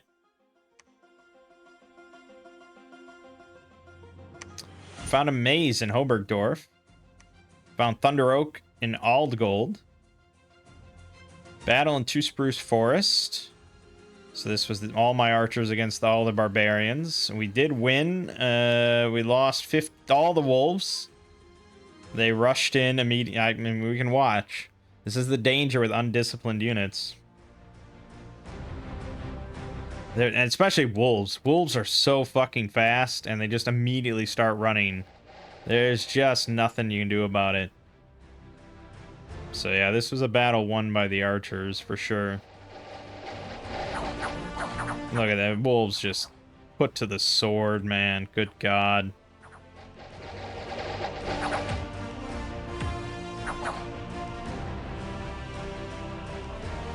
For this specific battle, I should have started as far back as possible and just... Yeah, I could have saved some archers' lives here. I thought they'd get routed faster than that, but these guys are pretty inaccurate.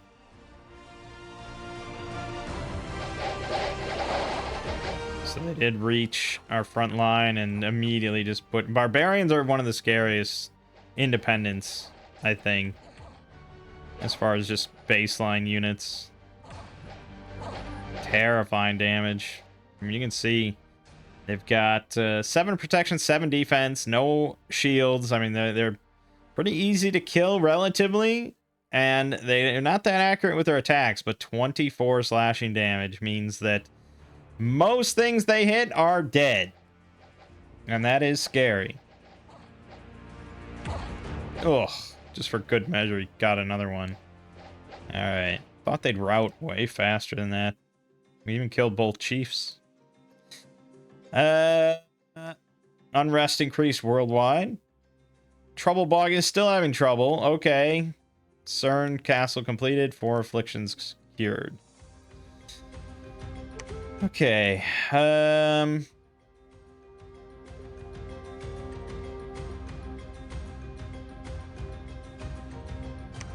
guess let's have you two... No, reach. You two can... I could summon Claymen. They're not bad. Claymen are not bad. Sure. And in fact, for the moment, since we're sitting here, let's make it a monthly. For a few months at least while I build the palisades here. I mean, yeah, we're not playing a normal game here. I'm not trying to conquer the whole world. All I care about conquering is Windun. That's it. So we're just trying to amass as big of an army here as we can, and then stomp it. And I think that probably means more Wind Riders. That's mostly what I care about.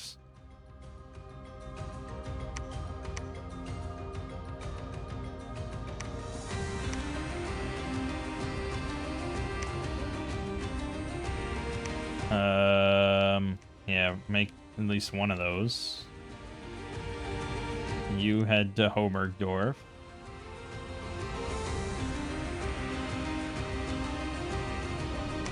You go to Trouble Bog, I suppose.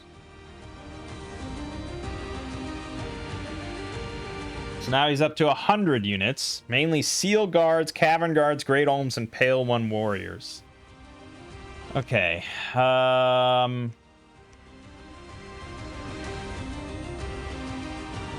I can't really afford to spend this much shit, you know?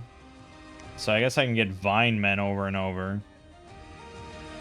They're not very good, but I need everything I can get here.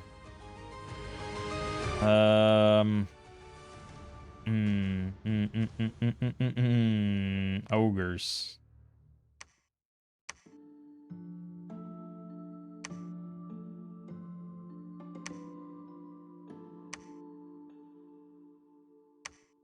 All right, build the fortress. Doesn't leave me much money for any units here. But we'll build some Peltas.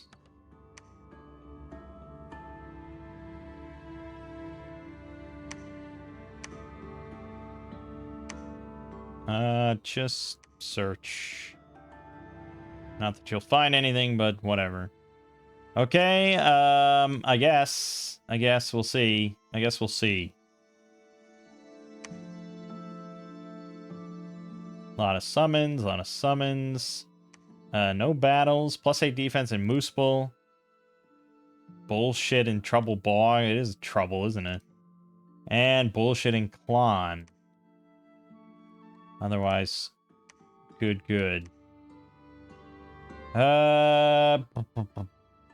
Windun's still present. Wait a minute, it's down to 290 now.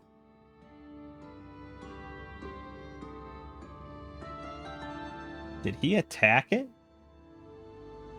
I wouldn't know about it, would I?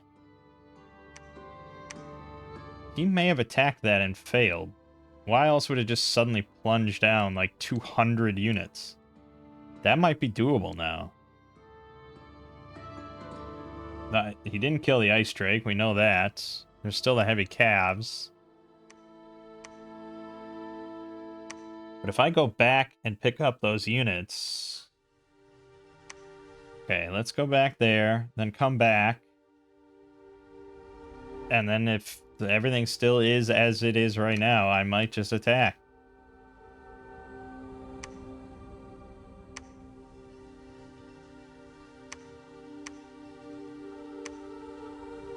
Oh, the Girdle Might's pretty good.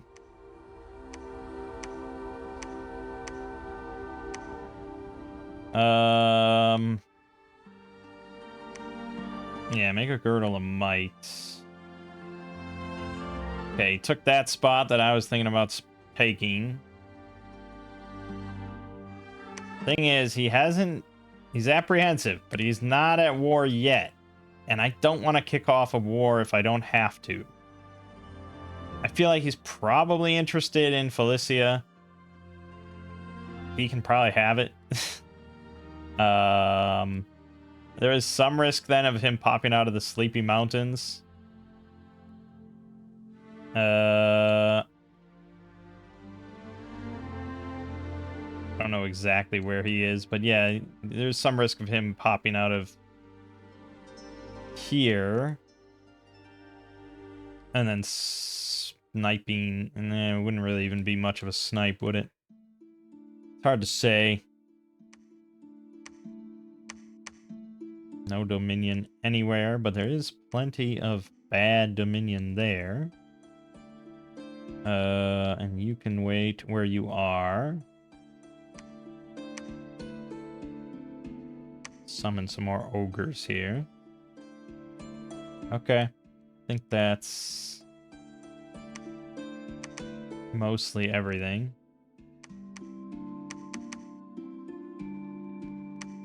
I'm gonna move our archers back.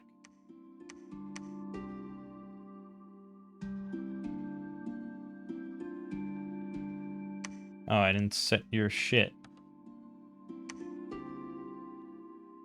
Boop, boop. And... you could summon Storm Power, which would give you Shockwave.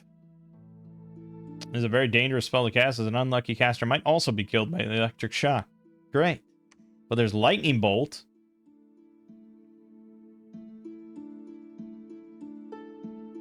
Yeah, but you can't really pick your targets, can't you? You're just hoping that they figure it out.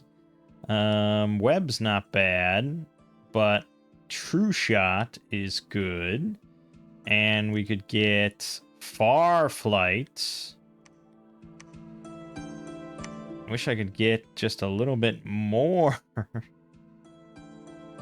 Probably just Envenom Arrows, I think, until I get a better... Well, no, I mean, True Shot is probably better. Honestly, just that. That's what we want you to do. Yeah, that's fine. Okay. We could actually involve Persephone in the big final battle over there. She could cast some decent stuff too, such as, I guess, raise skeletons. Yeah, we just need more research, to be honest, before this gets really viable. But maybe by the time she gets over there, we're about to get enchantment 4. I'm going to send you over to Hoberdorf. Okay.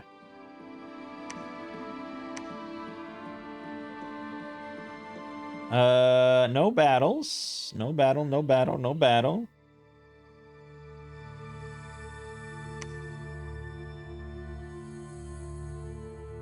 Okay. Bad shit in Lapintha. We got a Lightless Lantern in Golfalas. Trouble Bog, still trouble. 2 afflictions cured.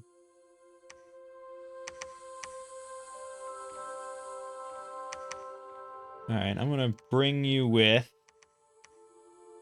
just to ferry you over. I think maybe grab some more mages? Like this, the double earth guy. And maybe the double fire guy. And now we'll head back to Hobergdorf.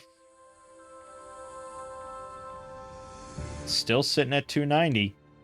I think he attacked there, to be honest. So I didn't...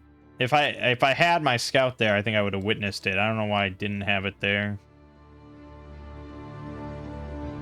He went back down. He didn't take... or he didn't attempt Felicia, as far as I can see.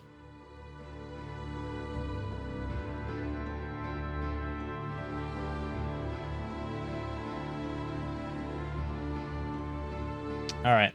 Then that's fine.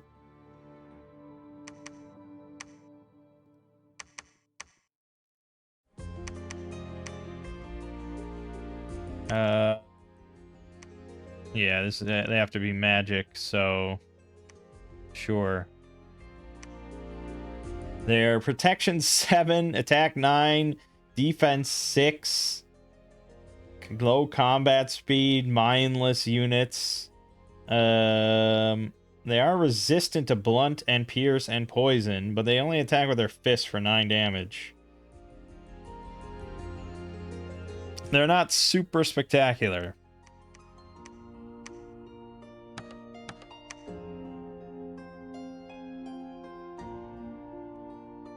I wish I had better stuff, but we can definitely take this. Actually, I go here.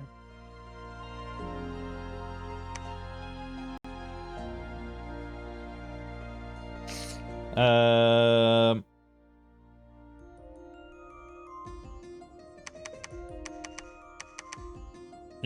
let's just get that.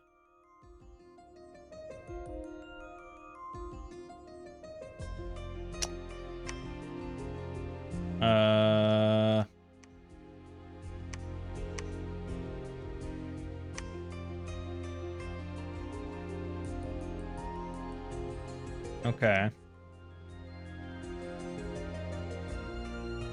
I didn't take her with. So, let's, no, we want the air one. Yeah, take, okay. And now, patrol. Okay. I think that's mostly everything. We are doing better on money. So I could enable some more recruitment, like at CERN.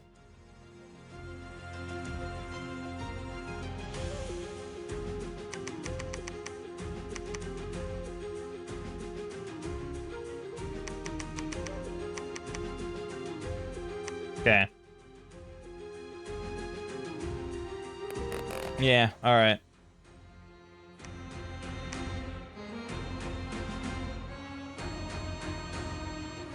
Okay, one of the crippled units now died during the march back. Battle at Karnag. One Vine Man died, but we managed to kill 51 of them. Every last one, because those Wind Riders just swooped down during the rout. And one Vine Man did get a kill. Look at that. Most of the Wind Riders doing incredible work, though. Great. Quan. Oh, look at that. See, we got the False Prophet and all the heretics. Every last one put to the sword.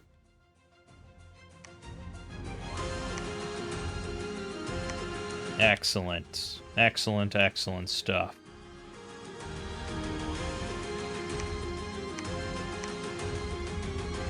Okay, and no horrible cavemen, cave monsters coming up out of the ground, so we'll keep moving.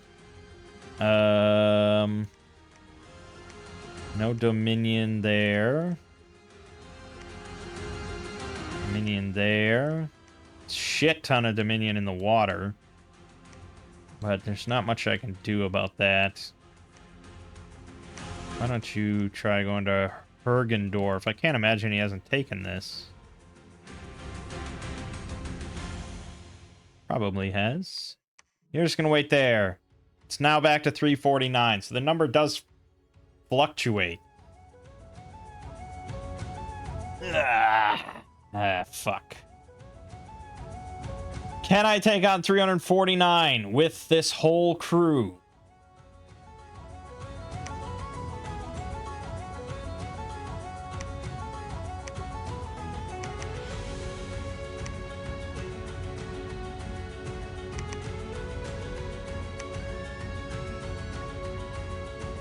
Well,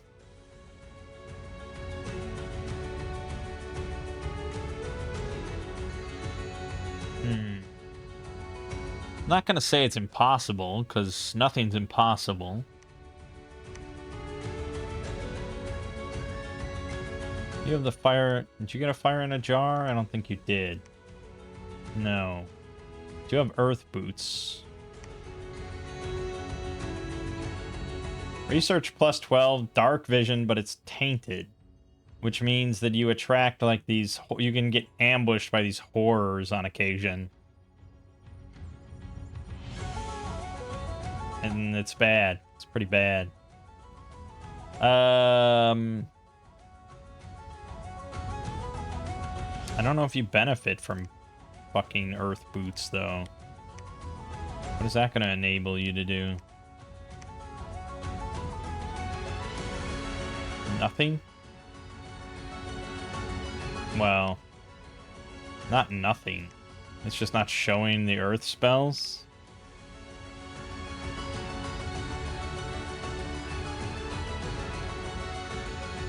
It's just not showing the earth spells, so Probably he can cast some of them in combat. I just can't see in this screen, which is annoying. I would say annoying.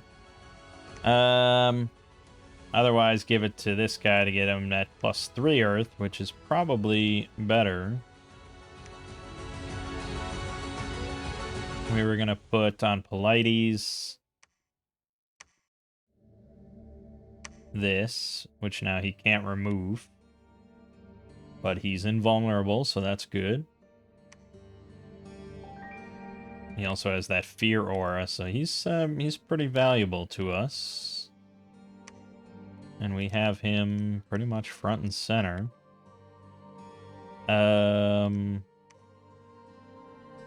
So he's at 3 Earth. He could go up to 4 Earth. But I don't think that gets us anything at this stage. Probably he just wants to spam Gift of Giant Strength. Actually, putting that on some of the Wind Riders is viable. We care about our Wind Riders a lot. I don't think you can do anything for the Wind Riders. Shame, shame. And do Phoenix Power, which would enable Flare, I suppose, but I feel like it's just going to get us killed, so I don't know. It's fine, I guess, in lieu of anything else. I could give him some Fire Gems, so he can actually cast this. That's probably what I should do. So go here. I don't have any Fire Gems. We gotta do Alchemy.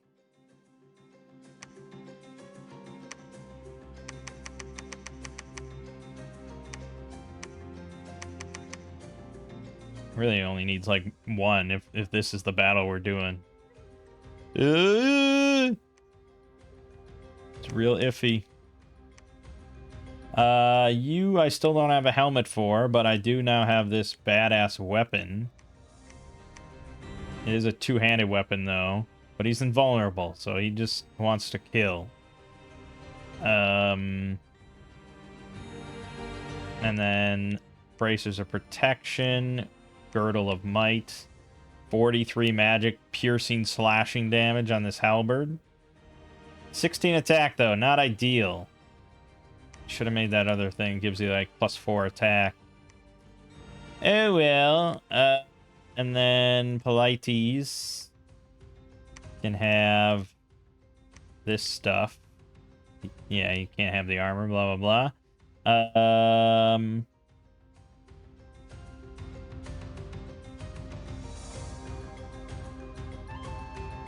Right. Can't you cast something better than... Oh, Immaculate Mounts. Perfect. Yeah, cast that instead. The upgraded version.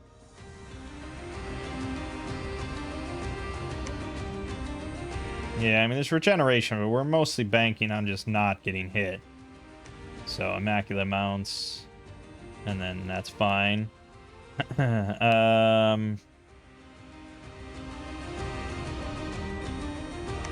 I guess you should also just cast Immaculate Mounts.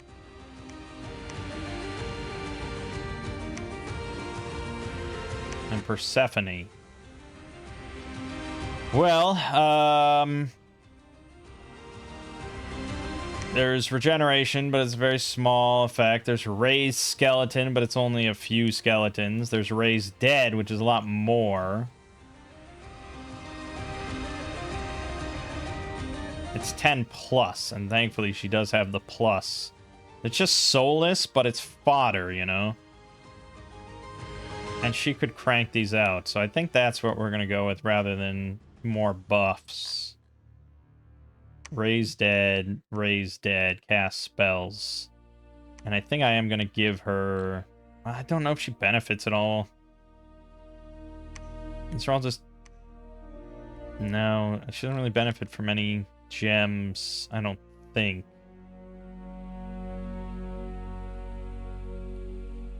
Unless she could upcast something, I suppose. I'm going to give you the armor just to help out. does add encumbrance, but she'll be fine.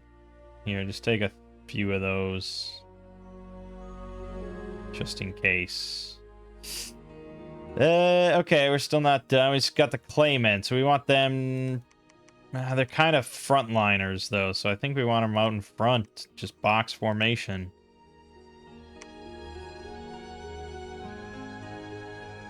Okay, yeah, now we're done. Oh, God. This is where I would desperately like to save, but... let's fucking do it! Let's fucking do it! Go for broke, man. I mean, I could wait like 2 turns to get these guys there, but... no. I say no.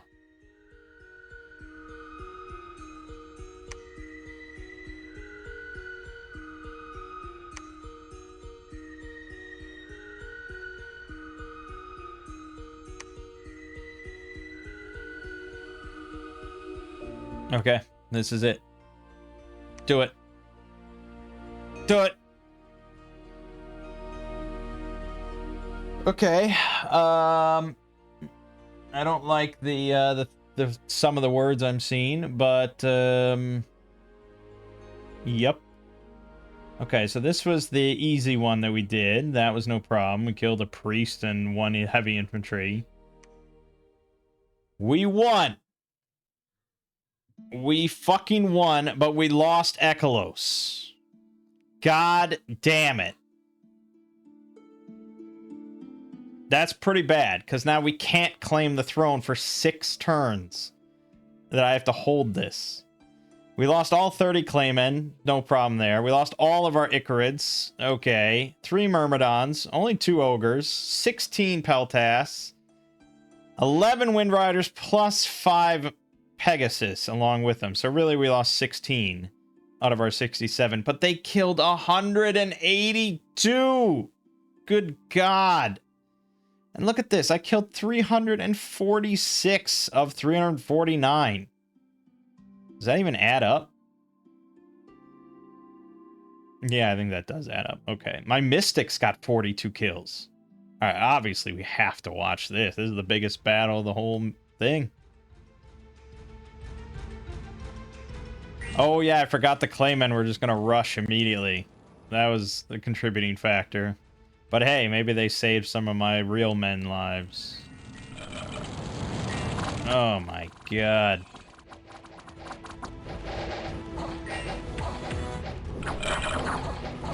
Oh, yeah. Okay. Yep, they had to take the brunt of it.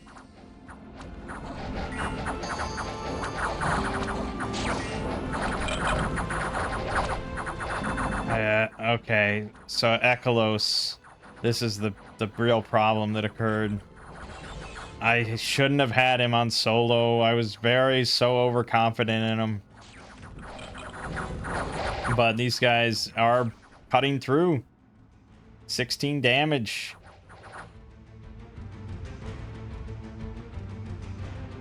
Wait, this is just a wind right. Where's Ekalos? Where the fuck is he? No. They already... I thought this was him, but no, apparently not. I have no idea where he is. Maybe he already died. I wasn't paying attention to him. So, the Mystics... Oh, they're casting Flare. Yeah, I mean, just when you're dealing with massive amounts of enemies, like infantry and things like that, those AoE spells will do stuff. It's hard for them not to. I mean, not huge size, area of effects or anything, but they just keep casting, and these battles go on for a long time. Oh, here's all our soulless warriors. Oh, that's where I fucked up. Oh, I wish I could redo this. I needed to have Persephone at the front. She is cranking those things out. Oh, man, that sucks. If I had had her at the front and threw the Claymen further back and stuff, these soulless would have been tanking everything initially. It's tricky no matter what with the Wind Riders that they kind of fly in and deal with it. I should have changed them maybe to rear with Ekalos. I should have moved Persephone up. Hindsight is so fucking 2020. I mean, we've won, but it was a bit of a Pyrrhic victory, I would say.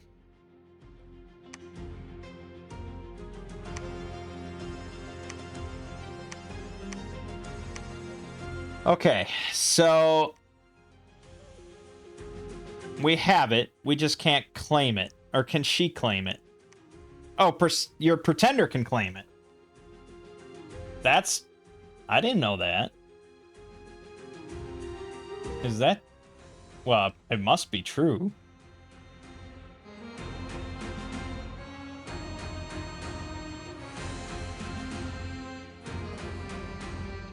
Yeah, okay, your pretender can claim it. Oh, excellent then. Well, then he has to make a desperate ploy to grab this from me right now.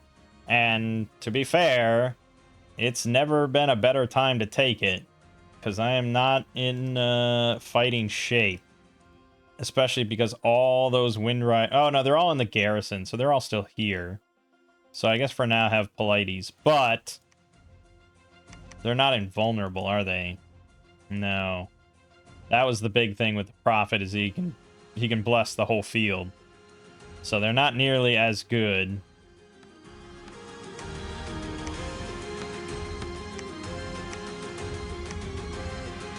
But if I don't get attacked this turn, then it's game over. So all it really depends is are they gonna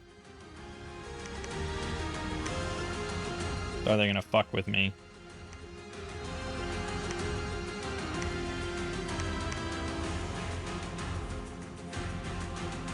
I guess we'll see. I think everyone just set on defend and whatever. I guess I could put all my money into the provincial.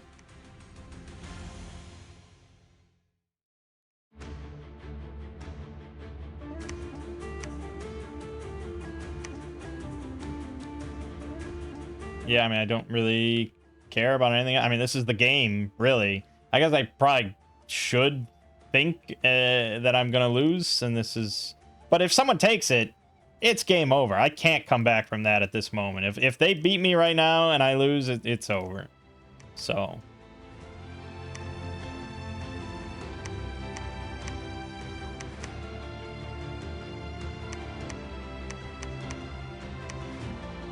This is all just fucking busy work.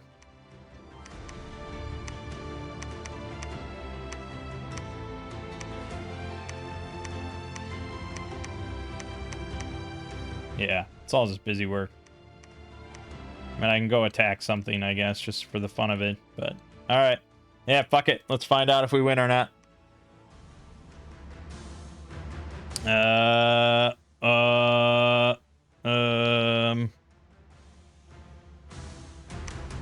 Well, we claimed it. Was that not the 3-pointer?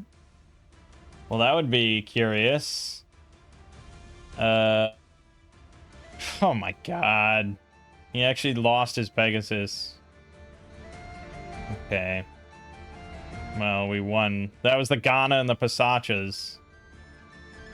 How did you lose? They didn't get... Well, yeah, it won't show the kill for the Pegasus. That was the only casualty from our side, was his Pegasus.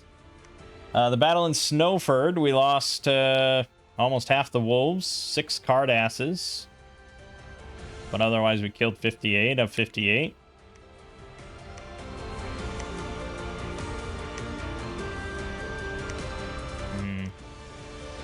It's a battle in Klon. We got attacked by some barbarians that now are in control. So yeah, independents can occasionally reclaim stuff, but I'm pretty sure this is just like an event. They didn't like come from an adjacent territory. Okay, so this was the 2-pointer. Fuck. That represents a, well, no, I mean, it's okay. So Felicia is the 3-pointer then, which means I got to take this one. And I think that's fine. He doesn't have any units.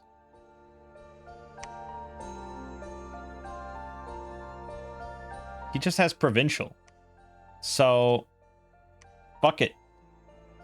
I mean, if he can stop me, then good for him, but I don't think he can.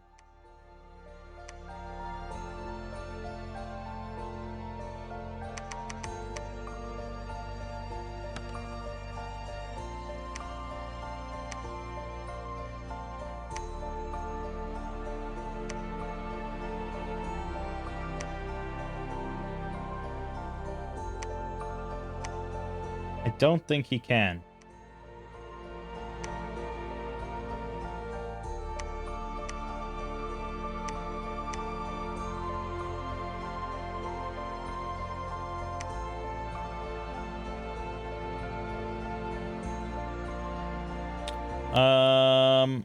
Well, I may as well have you build temple here, just in case we're not about to win. Yeah, fuck it. Oh, the research queue. All right, probably go for Conjuration 5.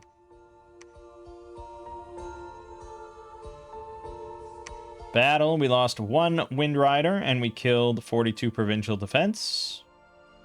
Shameful, but to be fair, they're not blessed. Just non-stop trouble in Trouble Bog. I hate that place. Dominion change. Good stuff in CERN. Cold +1. Good, good. Okay. He still does not have any units in the vicinity, and neither does anyone else. So, okay. Easy, I suppose. Easy clap.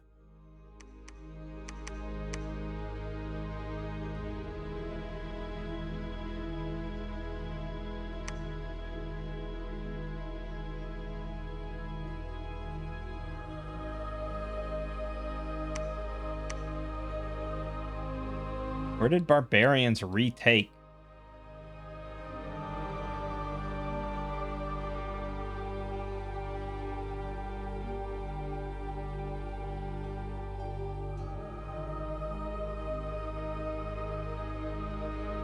I don't even know. Don't even know. Well, I guess I'm already at war with these guys, so as well. Oh, actually, no, not that. There you go.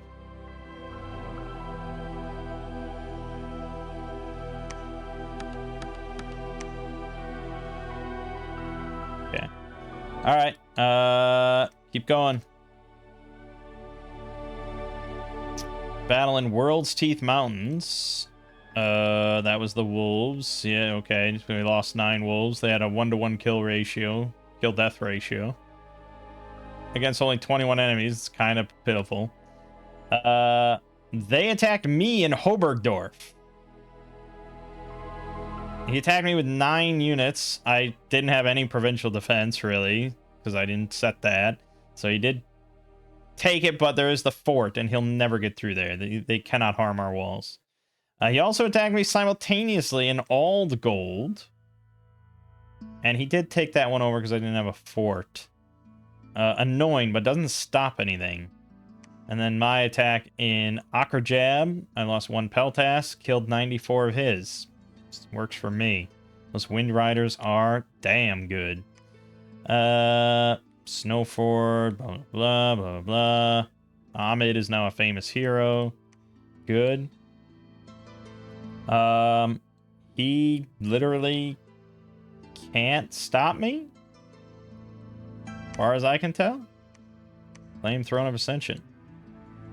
Well, no, I shouldn't. I mean, I buffed up the provincial here.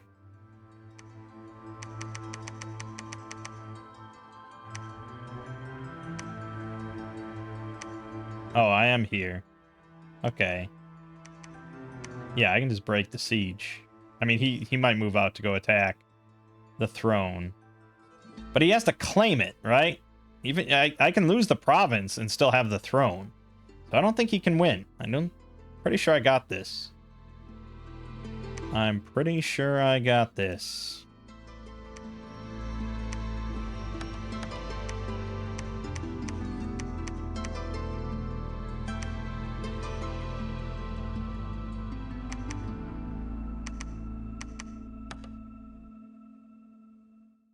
Whatever.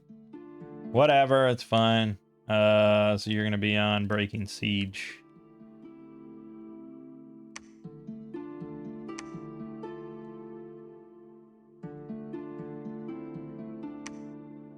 Yeah, I didn't actually want you repeating that. Great. Great. Yeah, I spent all my money. This is all for all the marbles. All of dem marbles. Let's see it. Victory. All right. Arcoscephale had an unexplainable increase of wealth this turn. This could be caused by cheating.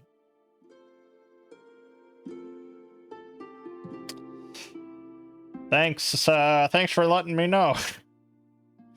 We claimed the Throne of Storms. We found the Cloven Mountain and the Timeless Waste. Battle in Klon.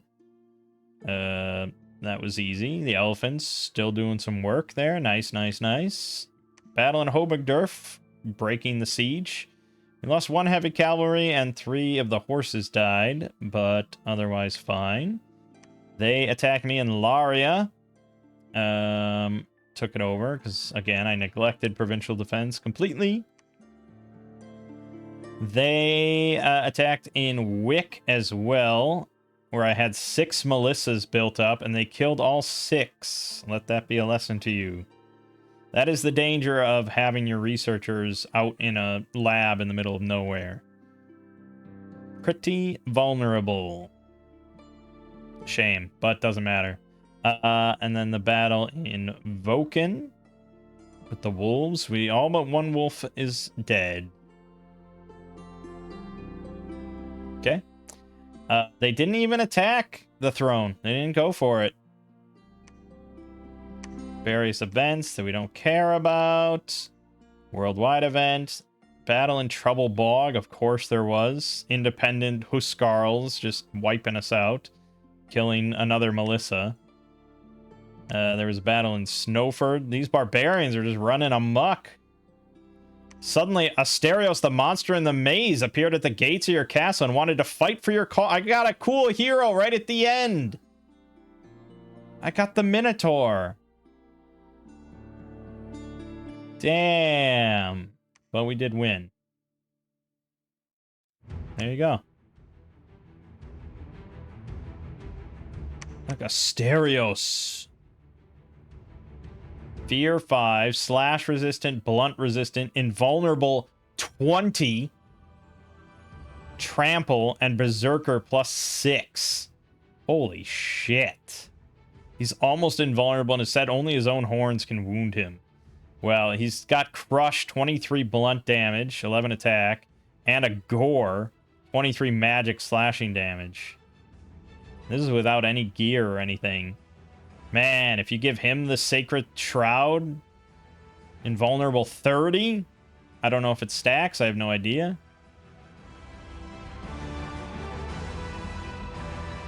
Yeah, pretty fucking cool. Too bad it happened right at the end. All right, and that is a victory. Honestly, at the end of the day, I think that was an okay length. I mean, yeah, it's definitely... I wouldn't call it like the full Dominions experience, right? I think the full Dominions experience is like 70 to 100 turns or so. And this game was 36. So this was like a half game. But I think it's a pretty good way to do it if you're like... Well, if you're beginning, if you're starting out, and or if you want to just like learn a nation. You don't have to get too in the nitty-gritty. Or if you fuck things up, it's not like that big of a deal. Stuff like that. Because this was what? 4.5 hours?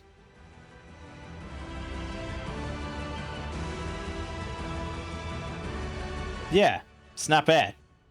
It's not bad. I might do that again in the future. Or what you could do is just basically double it. Like double each in the number of thrones and the number of points you need. So you'd have to get like both level 3s or all of the level 1s and 2s. That would certainly extend the game quite a bit. But I found that with the default settings, where it's you need 6 points and there's 6 level 1 thrones, so you have to get every throne. I found with that, there's you don't get the throne victory. That it just doesn't happen, because by the time you could get all 6, you've eliminated all the other players anyways. So that's basically a setting where you don't care about playing with thrones. They're in the game, they do provide benefits for claiming them, but you're almost certainly not going to win because you got all 6 thrones. You're going to win because you dominated. Which maybe that's what you want, that, you know, whatever.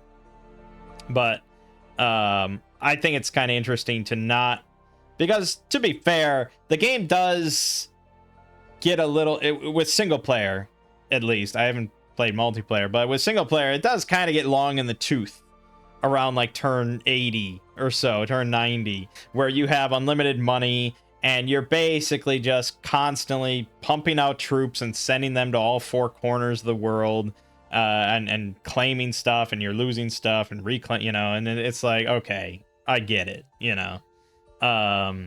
So I think for my case, this isn't really that bad, because I wouldn't mind now just switching to a new faction. There's so many, I mean, if you add in all the ages and stuff, there's like 90 factions for me to play as. So I don't mind doing this in like 4.5 hours. Because now we can fire it up again and do a completely different faction. So, yeah, I think that was pretty good. And I'm happy with it. We may even next time pump it up to hard AI. Oh!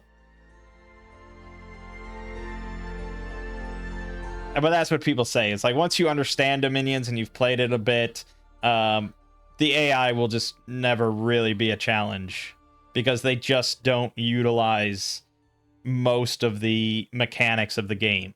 Whereas if you play multiplayer, you know, all bets are off. Players will use everything, you know, available to them, and there's so much that is available to you. So I saw a discussion on the Steam forums of someone wanting to like use machine learning and set that on Dominions to try to get like a human-like player as an AI. I think that would be pretty cool. I mean, I think every game probably should have AI that is unbeatable, just because it's so smart. And then, you know, dumber versions of that AI. But yeah, it would be interesting to have an experience like you're playing multiplayer, but with, you know, against just an AI player. Because, like, for someone like me, I just don't want to play multiplayer.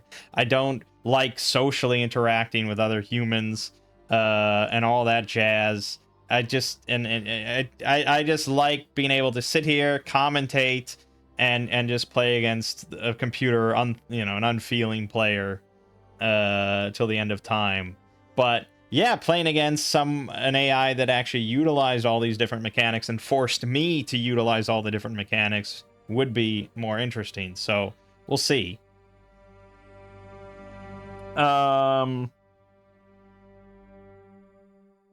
I guess that's all I have to say. It was a fun little game. I know it's kind of funny that we didn't really utilize Persephone at all. So that is something to think about maybe in the future. If we're going to redo these same settings of like a really short game, you probably just want like a very powerful expander god rather than like a dormant god or anything like, or, you know, something like that that's going to be focused on late game rituals or things. You want somebody that's going to take territory and be just a fucking thug, you know, with such a quick game. It's like a rush game, you know. So Persephone didn't really do that much other than just finding a bunch of sites for us, but honestly didn't even find that many sites over the course of 36 turns. So, you know, Probably would have been more beneficial to have her. Yeah, again, you know, this is all learning. It's all a learning experience. But had I thought about Raised Dead being like kind of pretty useful, whoops. Maybe would have tried to just bum rush that and just have her on the front lines. It is a level 4 enchantment spell. You're not going to be getting that super quick. But now at level 5 enchantment, she gets Horde of Skeletons. So now you get Long Dead, which I believe have shields?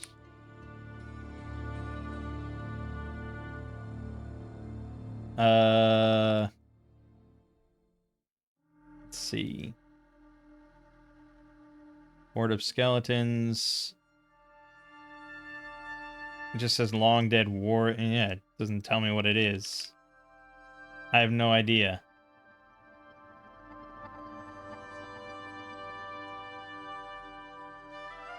Long Dead Legionnaire? No. I don't... And it's not listed on the inspector site what exactly they are.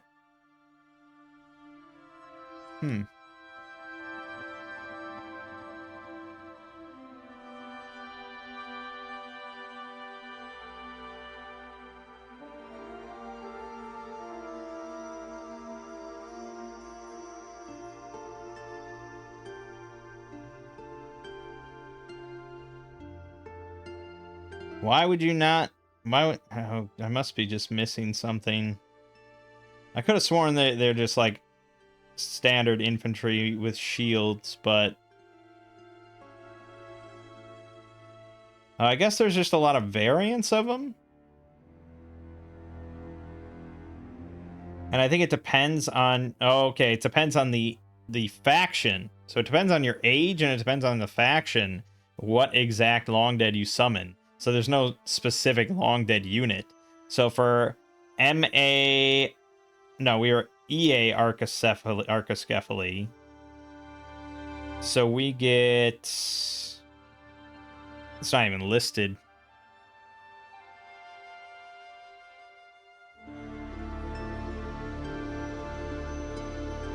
Because this fucking wiki. They don't have a wiki for Dominion 6 yet. The game's been out like over a year. I guess. Who am I to complain? So, the Dominion's 5 wiki doesn't list one for EA Arcoscephale. It just lists it for MA. But these Long Dead, you can get one with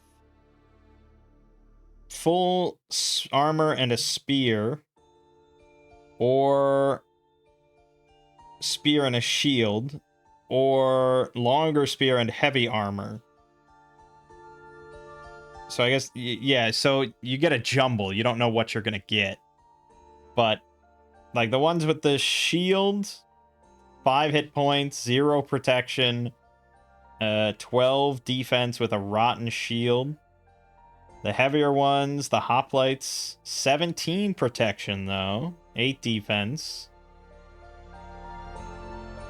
Oh, and they also get a shield, apparently.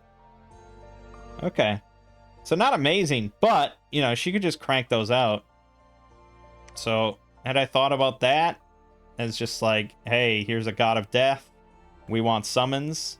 I just kind of thought of, like, the ritual summons, but the combat summons are, you know, can be pretty good. I don't know, there's just so much to it. Dominion's, it's a fantastic game. Highly recommend it. There's going to be more videos, for sure, in the future. We'll probably do some longer ones instead of just short ones, even though I do have a lot of factions I want to look at. But alright. For now, my name is Mangg. This has been Dominion 6 with early age Arcoscephale of Victory. And I'll see you fine folks around.